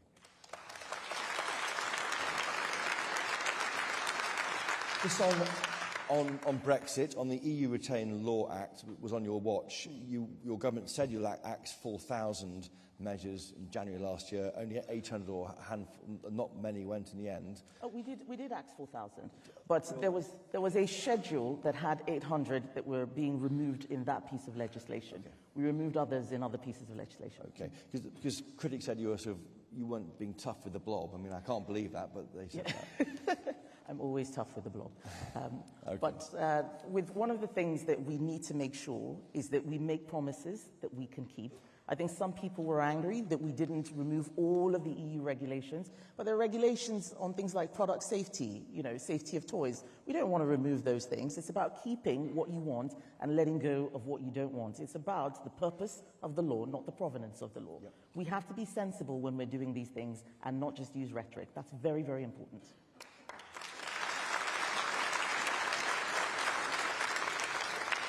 Where are you on taxation? It's at record level since the Second World War. You want to cut it, I'm guessing. What taxes would you get rid of?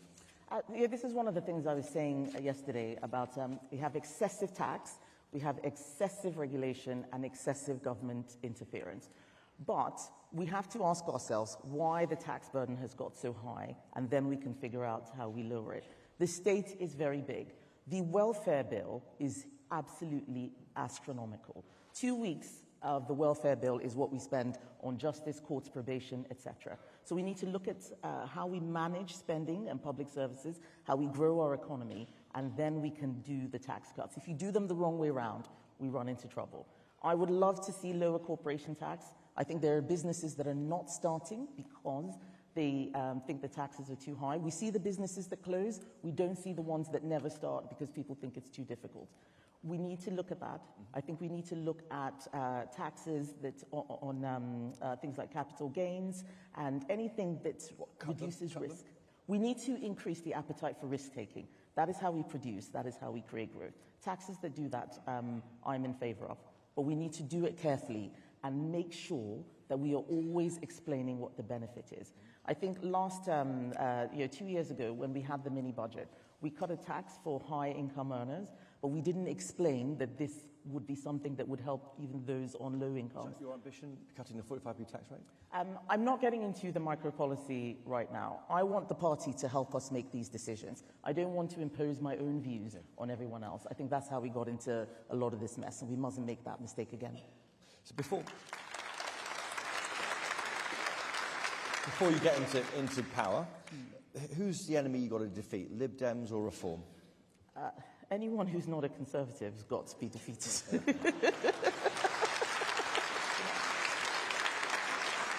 And for what it's worth, I don't believe that Reform are real Conservatives. They, like the Liberal Democrats, are not serious people. And by that, yes. And by that, I mean the Reform politicians. The Reform voters are our people. I know this because when I was knocking on my C's and P's, my former Tory voters, they were the ones who were going to Reform because they looked at their manifesto and they thought, this is great. But actually, the Reform manifesto did not add up. They want a big state, actually, when you look at some of the things they're talking about. The state would balloon. Reform are not serious, but it is now our job to make sure that we squeeze them out, we push them away from the bit of the political spectrum that belongs to us. They are parking their tanks on our lawn, and we need to get them off. Okay. No deal.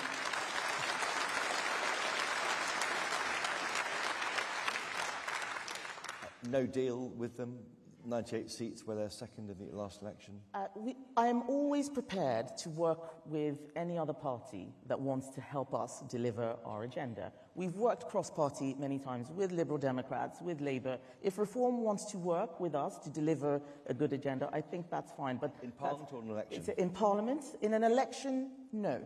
Because I think that when you are standing for election, you need to be very clear, and people need to be very clear about what they are voting for.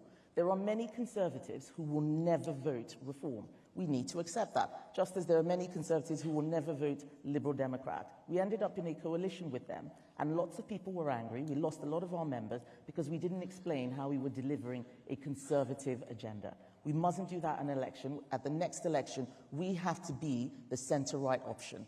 If we split that vote, we are going to be out of power for another 5 years, and Labour will destroy this country.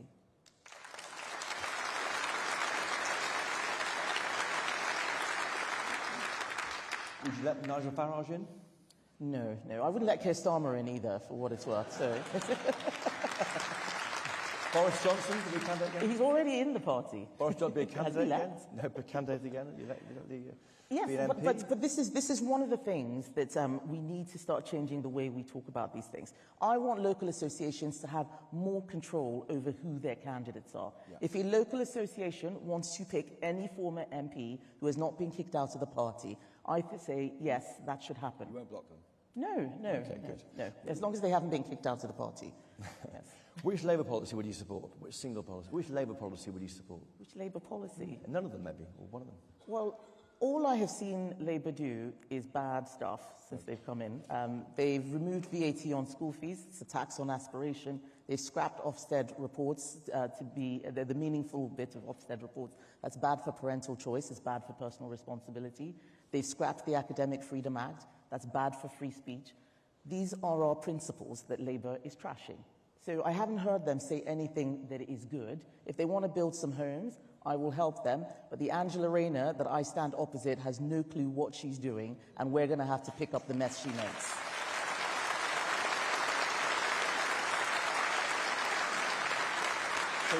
So you support building more homes. That may convert more Tories at a younger age, the average age being 64, I think it was, in the last election, that people become Tory.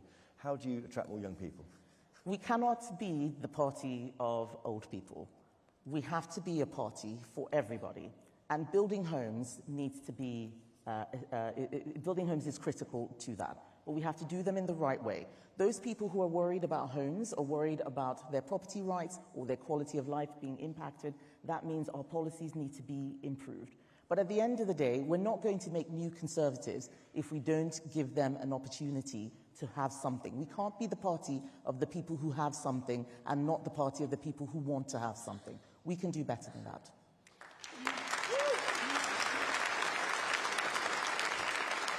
On the so-called culture wars, Why does the left attack our heritage?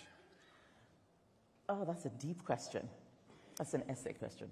The left, in my view, believe in victim-oppressor narratives. If you want to be charitable to them, you would say that they want to protect people from harm, and so they go after the aggressors. But the difficulty is that they just put people into boxes. They're stereotyping. They are embarrassed about our history because they think that we are oppressors, and they want to be liked. Many people on the left want the prestige and the joy of the civil rights movement, but many of those battles have already been won. And so they're trying to pretend that nothing has happened so that they can be the ones to help minorities. They can be the ones to do gay rights. They can be the ones who are fighting for freedom. But we did all those things. We fought for many of those things. We believe in equality under the law. We should not give this space to the left. We need to make sure that we start from first principles and we emphasize what we are fighting for.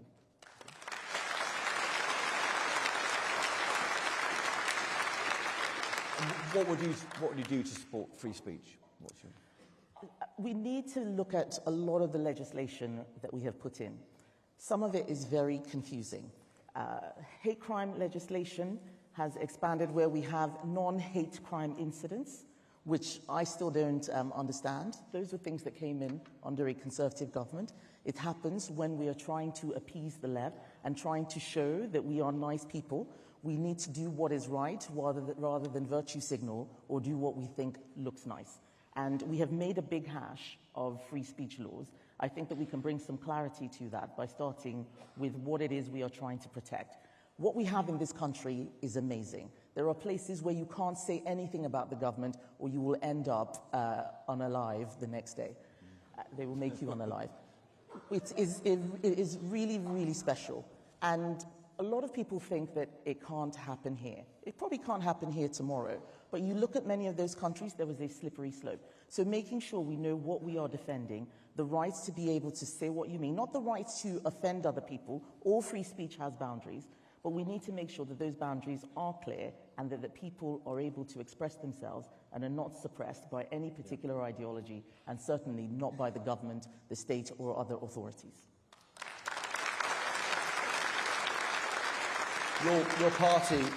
Your party's had 9 chairs in 5 years, 32 chairs in 30 years. Isn't it time to give them an elected chair who sits in the cabinet or the shadow cabinet?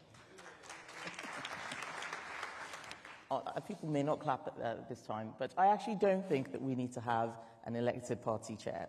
I don't think the solution... Oh, thank you. So I have plans for this view. I don't think the solution to everything is more elections. When we have, a Blairite settlement where they've created more and more politicians, we have, a Scottish Parliament, we have a Welsh Parliament, things aren't getting better. We keep creating more politicians, more elections. Let's focus on getting stuff done. Having said that, I do think that there is a problem with party member engagements. I say this as somebody who's been a member of our party for 20 years, and I've been a member of many associations. I still get the emails that are sent from CCHQ constantly asking for money, and clearly written by some people who are not Conservatives, by the way. We've got to fix that. No, it's not the chairman. It's just, well, we won't get into that. But we need to make sure that we are making party membership a real thing. We are a movement. We should be special. We need to give people an offer that is compelling, not just demand £25 a year.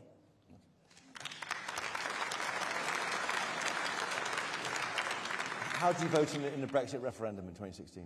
Oh, I voted leave.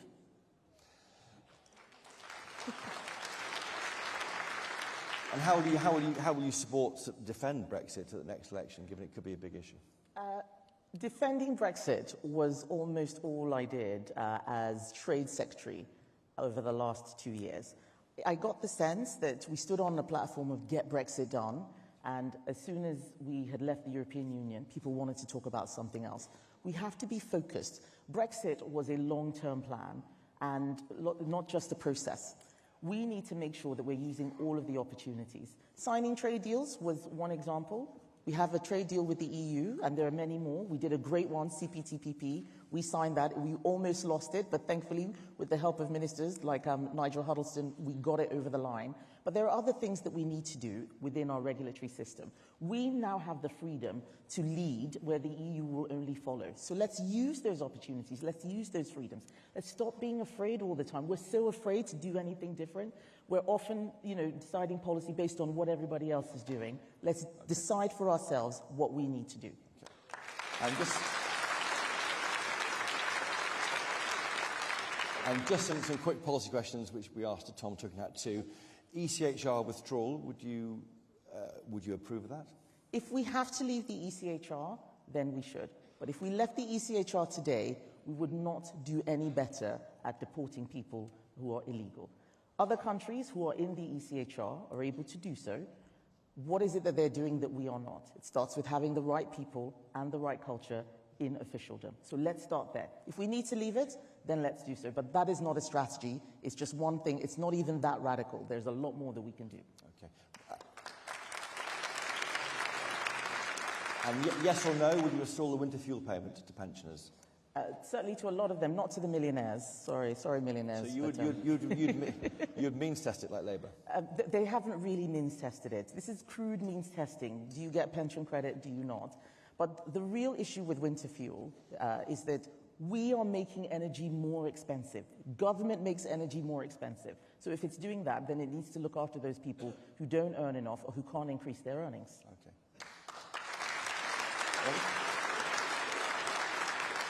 Would you scrap Labour's ban on grammar schools?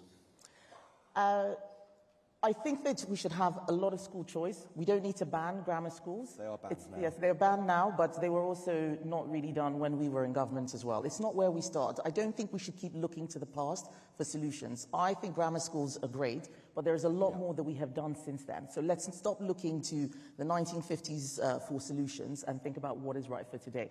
Let's not have a ban on any type of school. Let's get more school choice. Would you abolish the top rate of income tax, what Liz Truss tried to do? Probably, I think we should lower all rates of tax when the time is right. But we are not in government right now, everybody. No. And I think we're still suffering from governmentitis. Let's wait and see what the world is going to be like in 5 years. I think, sadly, that Labour is going to make everything much worse. And we're going to need to be very careful when we get back into government, and I do think we will. We're going to need to be very careful about what we do to fix the mess that they would have left behind. And will you reform the BBC licence fee? Possibly. Depends on what reform means. Scrap it, so a subscription model? I certainly don't think people should be going to prison for not paying their BBC licence fees, especially when they're elderly. Yes. And just very quickly, some lighter ones. Are you a Yimby, Nimby or banana? I'm definitely not a banana. You're definitely you're pro-building. I'm pro the right buildings in the right places. I've never opposed any planning for any home because I remember what it was like to get my first flat, and every building that goes up, I think that's someone's home. Sometimes we get the organisation around it wrong, but we shouldn't be opposing homes. We're the party of home ownership. We should be creating more homes.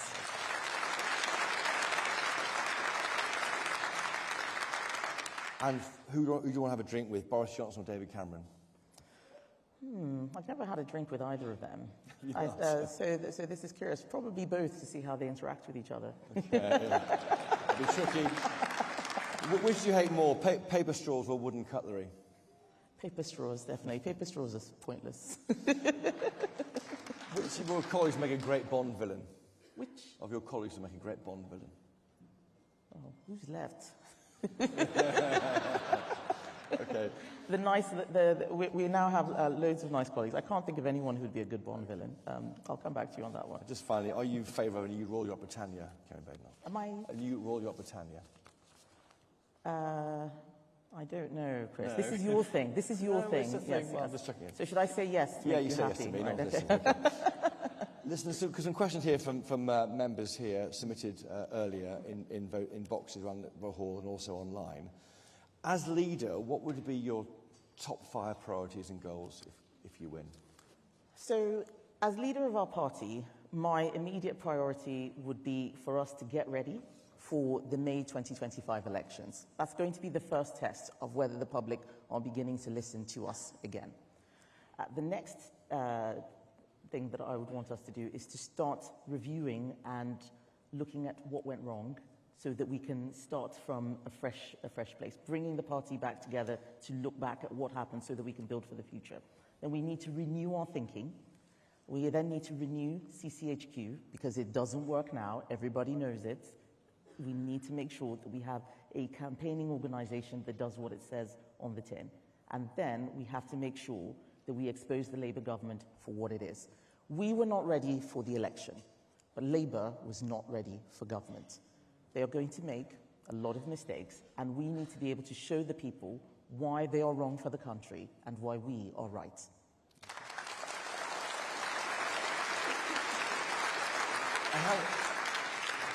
And Daniel from Barnet asked earlier, how are you different to the other candidates? Apart from, the obvious stuff, I think I think that I'm not afraid of what people think. I don't have a reverence for the left or the media that I think many other people do. I think, the media are not a priestly class. They're just people, and they make mistakes. And that means that I'm more concerned about defending our values and principles than what people say to me or what I... And there's a trade-off in that. But I think that our party wants somebody who's going to go out there and champion conservative values, not try and change them or feel a bit embarrassed by them, and not be gimmicky and just saying whatever it is we think people want to hear. Because the party's much reduced now, so you maybe need to be noisier. Indeed. I think that we do need to be noisier, but we need to make sure we're not just making noise, that we're actually making sense. Yeah.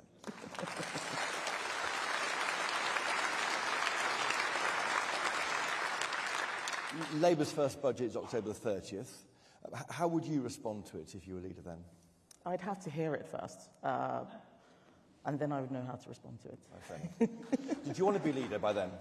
Because that would mean bringing the end of this contest forward. No, I don't think changing the date of the contest looks good. It looks like we're not serious, we make mistakes, we don't know what we're doing. We set that date for a specific purpose, so let's stick to it. The public are tired of us blowing with the wind, someone saying, oh, don't you want to do the budget? And we say, oh, okay, well, maybe we should change it. This is not serious. We have a leader of the opposition, we have a prime minister who's never been in the treasury, we have a leader of the opposition who used to be chancellor, we have a shadow chancellor who knows that building inside out in terms of the treasury. We can do this. It's not about who's becoming leader a few days later. It is about us using all of the talents within our party.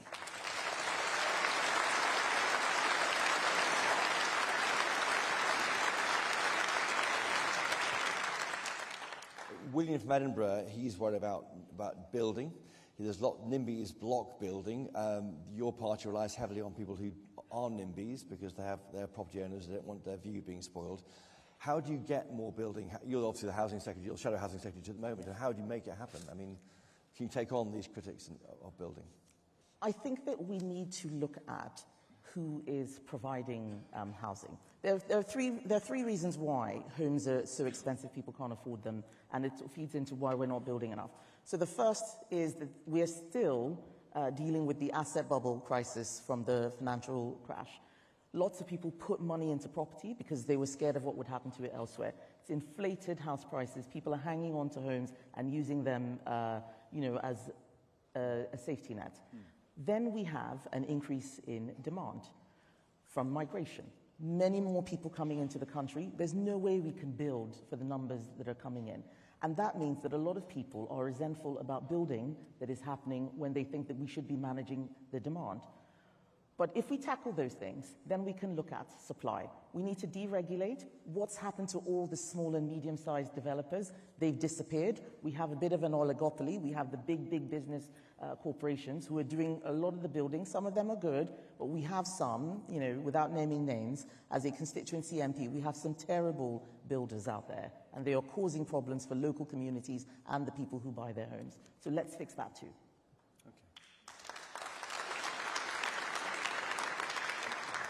Katie from Sefton says, regardless of who is made the new leader of this party, can you give her the assurance you'll be behind that leader and you'll be working to ensure they are successful?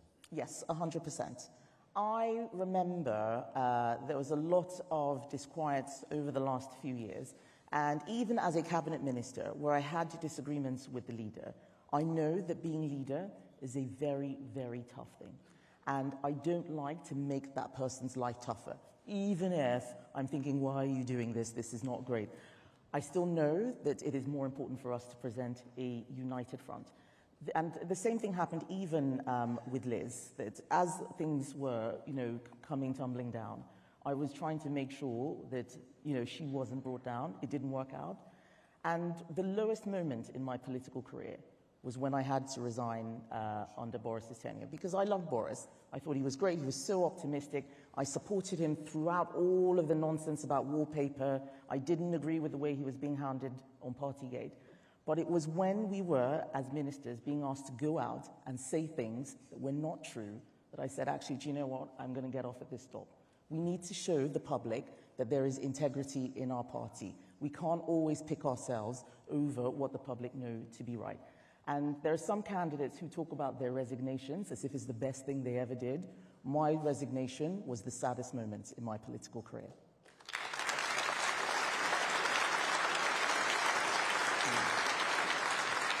Who are you thinking of? I think, look who else has resigned. I don't need to name names because, we all know.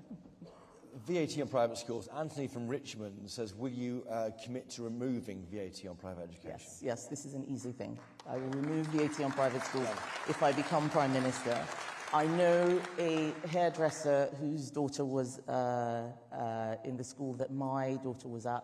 She's had to take her child out of the school she was going to this September because the 20% is the difference between what she can afford and what she can't afford. That's not right. No. Parvez from Bedford, he says that every election he can remember is one from the centre ground. How will you ensure you're in that ground? Because you're kind of right of centre too, aren't you? How can you ensure you're in the middle ground to win the election? Well, it's not. Need to be? What is the centre ground? If we allow our opponents to occupy a particular place, the centre ground shifts. It's not about the centre ground. It's about the common ground. British people have something.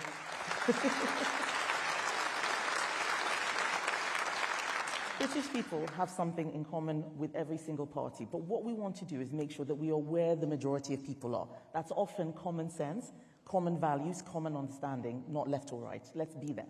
Okay. In the same vein, Carlos from Richmond, he asks, in order to make up for the lost ground at the last election, how will you broaden the Tory party's electoral coalition, particularly appeal to the 18 to 35s? Yes. We need to do something more for younger people. And I had an epiphany about this. I may have told this story to you before. At the Hay Festival, where I spoke on a panel, and these panels, you're the only Conservative there, everybody else is left-wing, and they're booing. It's like question time, basically. Booing at you. And I saw these young people there just sort of, looking quite worried about what I was saying. So I went and spoke to them afterwards, and the more I spoke to them, the more I realized that they were not left-wing. And I asked one of them, why are you saying these things? You clearly don't believe it. And she said to me, because I want to feel like I'm a part of something special. And we've stopped doing that as Conservatives. We need to speak from the heart. We need to give young people a vision and hope.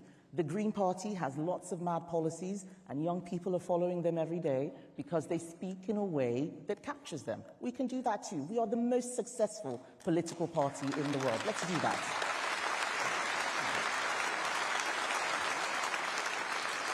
And there's no guarantee you keep going. You have to reinvent yourself, or you risk some parties die out. Exactly. We have always adapted in the face of defeat or crisis, and I believe that the time for a new adaptation has come. It is time for renewal. We need to change our party so that it is fit not just for today, but for the decades to come. Are you in crisis now?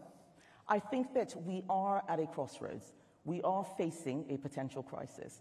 We have 120 MPs. We have a challenge from the right. People don't know what we stand for. We have one chance really to get this right. Otherwise, it'll be another 5 years of Labour. I think that they are making everything worse. We can't give up and let Labour win.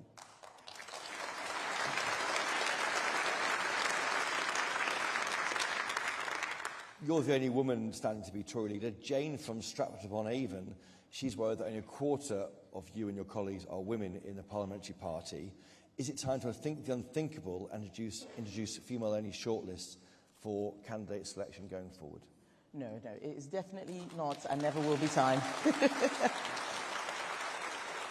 We are the Conservative Party. We are not the Labour Party. Labour women need help. Conservative women can do it on our own. We've had 3 female prime ministers.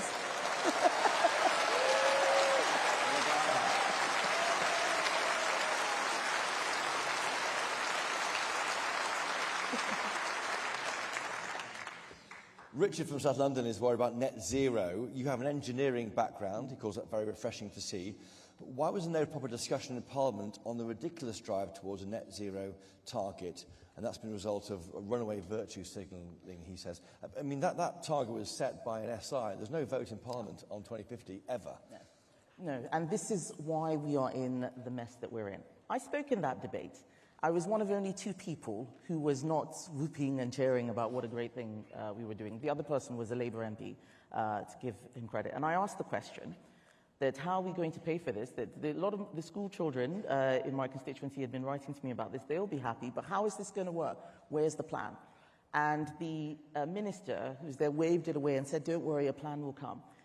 He left us for a by-election to go work, I hear, in the green industry. This is what is wrong with the decision-making that is taking place in Westminster now.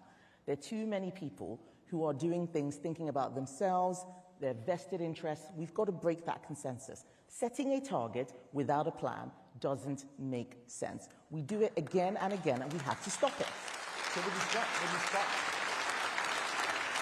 So would you scrap the net zero 2050 target if you become the PM? Well, we need to make sure that the party has a consensus on this. I know that there are many people in the party who want a net zero target. We've already started that transition. I don't want to create uncertainty. A target is neither here nor there, because if you scrap the target, are you still going to be putting legislation in that's going to get there? Is that legislation going to be harmful? Let's start from first principles. What are we trying to achieve? We are Conservatives. Of course we want a better environment.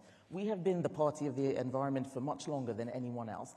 But we also need to make sure that we do so in a way that doesn't bankrupt our country. There's no point being the first to get to net zero if we're also the first to get bankrupt. Nobody's going to follow us. Let's start with the proper plan. So you might review it. Yes, we might review it. I sat in many of the committee meetings where they started discussing plans for net zero. A lot of those things were not serious. Let's get the private sector in. Let's use technology. Let's talk more about nature. But let's also acknowledge that other countries, like India, like China, have a far bigger impact than we do. So we need to be clear that there are second-order effects. If we pursue this strategy, we have to have other benefits rather than just making sure that we have net zero carbon. Let's fix our cities, let's improve air pollution, let's fix energy security so we're not reliant on dangerous regimes, and then we can have the best of all worlds. Okay.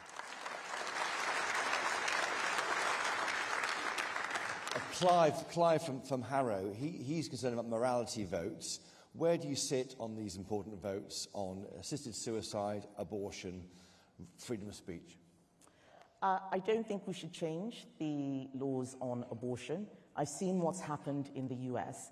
A lot of morality votes end up just being turf wars between right and left and not making life better for anyone. I think we have sensible laws in this country, so let's leave the laws on abortion where they are. And suicide? On assisted suicide, personally, I am sympathetic to assisted suicide, but I know how government works. I have seen it from the inside. I do not trust any government or civil service to be able to deliver this.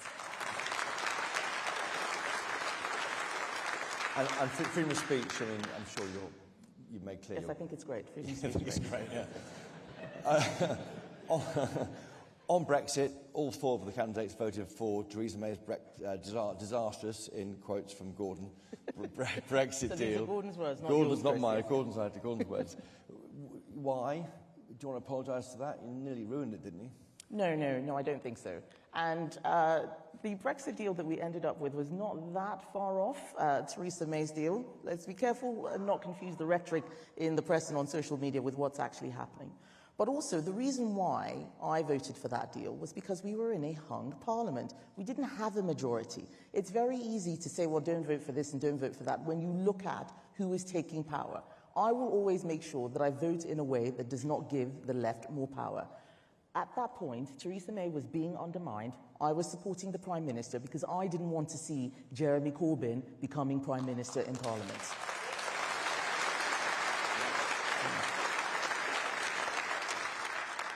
Mark from Norwich asked about international aid. The party's policy is to get to 0.7% from 0.5% at some point, but that's borrowed money because we're borrowing so much money anyway. Why do it? I mean, will you ditch it? I have the same view on hypothecated taxes like aid as I do on targets for net zero. Setting a target before working out what you want to do or why doesn't make sense. Maybe we need to spend more, maybe we need to spend less, but keeping a pot of money like that meant, as I saw, that often we were creating schemes just so that we could get the money out the door. That's not a Conservative way of doing things. We need to make sure that we are doing all we can to help those countries that do need help. So you might drop it? Yes. Well, let's see. I want to know what we're spending the money on first, and I want to know what Labour's going to be doing with that money. I'd be quite worried about that, too. Foreign Affairs. William from Scotland he's concerned about Ukraine. He thinks the costs aren't worth it. He's worried young people could be drafted to fight in a war which we have little interest in. Where are you on the Ukraine war? I am fully behind Ukraine.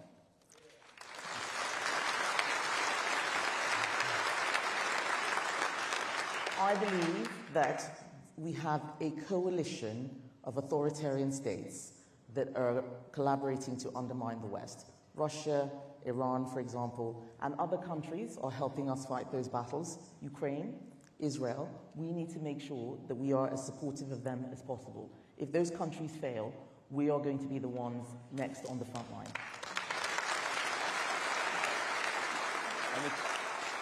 So the big debate is about UK-made Storm Shadow missiles. They should be fired into Russia. It might provoke Putin.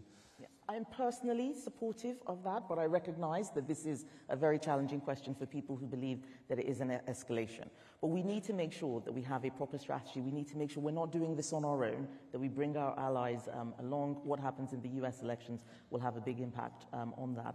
But we also need to look at what we are spending on defence, because that's going to make a difference to Ukraine. I would like us to be in a situation where we can spend more, not unbalanced defence spending cuts, as you said, that's boring.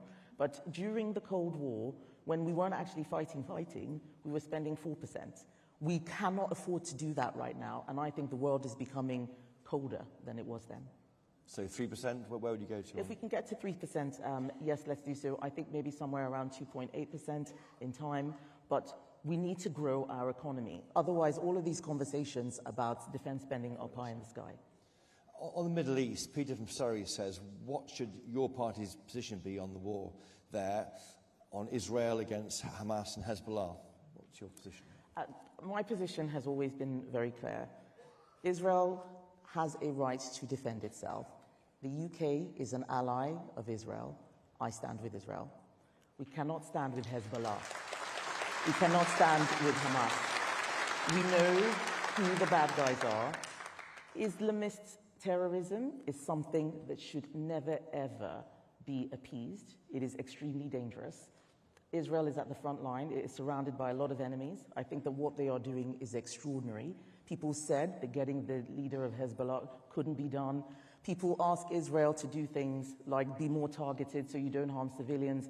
They did that amazing thing with the pagers, and when they did that, they were criticized for it. They're always criticized, so I'm very sympathetic to the Israeli argument. But we mustn't forget the Palestinian people who are not Hamas. They are unfortunately caught in the middle of this terrible war. I think we should do all that we can to help them. I sympathize with them. But I think if Israel can get rid of Hamas, that's also going to be fantastic for the Palestinian people.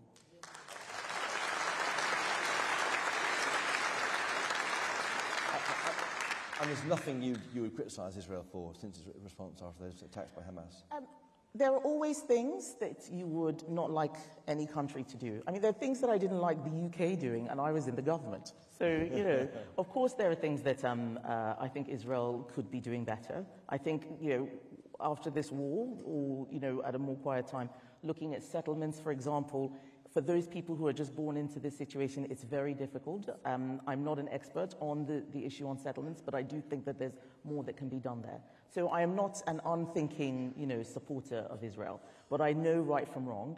Israel has a lot of moral clarity on this issue, and we need to make sure that we are also clear about who the good guys are and who the bad guys are. Hezbollah and Hamas are the bad guys.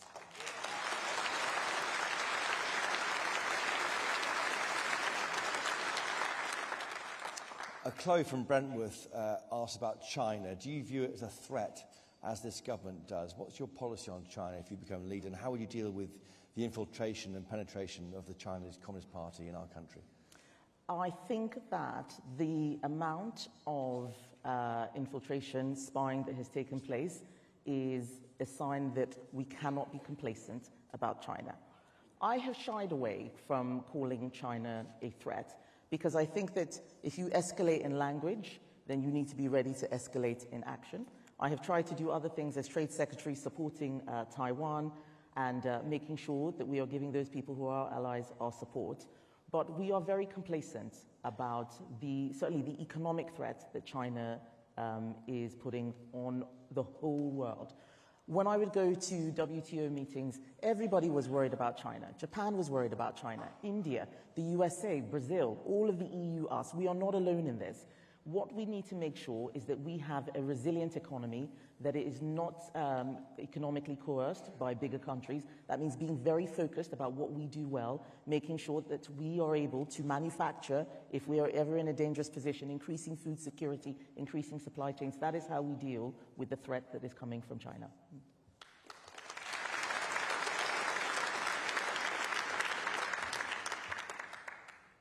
How do you make that happen? I mean, it's costly, isn't it, what you're describing there? It is very costly. We need to, as with anything that needs paying, you need to decide what your trade-off is. There is no cost-free solution. Everything is going to have a price. You look at steel, for instance. We have net zero. Yep. We've legislated for it. Every country is saying, every party is saying, let's have net zero. It's a goal for all of the EU. Net zero empowers China. Now, it might be that that is a decision that we want to make. Maybe we want to have electric arc furnaces. So the compromise there is we keep steel, we have electric arc furnaces. It's a bit more expensive. Well, we're regenerating Port Talbot. That's one of the good things that we did. We also need to make sure that we keep virgin steel here and, as much as possible, show that we are resilient. That is something... Are we? I mean, Port Talbot's closing. Well, Port Talbot is closing under Labour. We had a solution, and they have gone in, and they're messing everything up. We're going to have to figure out a way to fix that. What's happening with British Steel in Scunthorpe, for example, and some of the smaller steel companies. But that's an example of the sort of thing where there are hard decisions to be made.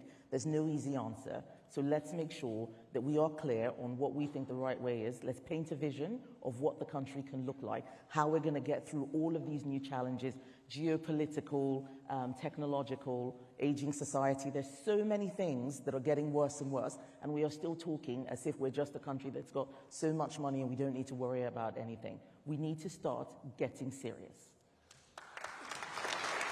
Just finally, what's your prescription for the NHS? How would you make it work better? The NHS needs reform. I think it is a 20th century institution that is not working in the 21st century because it was built at a time when the bulk of the population was young and working. Now we have a population that is increasingly aging and very complex, very diverse. We have lots more issues around special needs, for example, and we need to start from the basics on what kind of NHS we want. I think that the principle of free at the point of use is actually something special in this country, and we should keep it. But that doesn't mean that we can't have choice in provision. There are other ways of delivering this. I don't have all the answers on the NHS, but I do know that treating the NHS as a religion rather than a national service is not going to help us deliver the health service that we really want.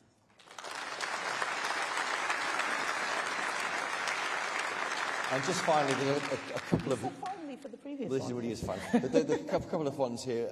Jay from Sutton, he's running a campaign for a better deal for British pubs. Would you create fairer taxes for pubs and strengthen protections. He wants to challenge you to a downing contest. Right. I will lose the downing contest. So let's start from there. I did quite a lot of this when I was in the Treasury as Exchequer Secretary, and we looked at the tax regime across alcohol. This is one of the things that I think is so difficult for businesses. We've got to save the British pubs. You know, this endless onslaught on things that are treasures to most people is too much. Let's do everything we can to save those things that are great about our society. And we all know that pubs are one of the greatest things that this country has. Okay. And very, very finally, S. Mitchell wants to test your DIY skills. Can you mow the lawn in a straight line? No. It's a simple question. Kemi Badenoch, thank you. Thank you, Chris. That's all.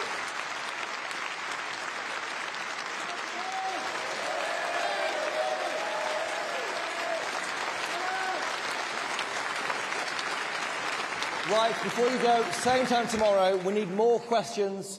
Get the cards on the way out, fill them in, put them in the ballot boxes, go online, give us your best questions. For tomorrow, Robert Jenrick, and finally, James Cleverly. But for now, thank you.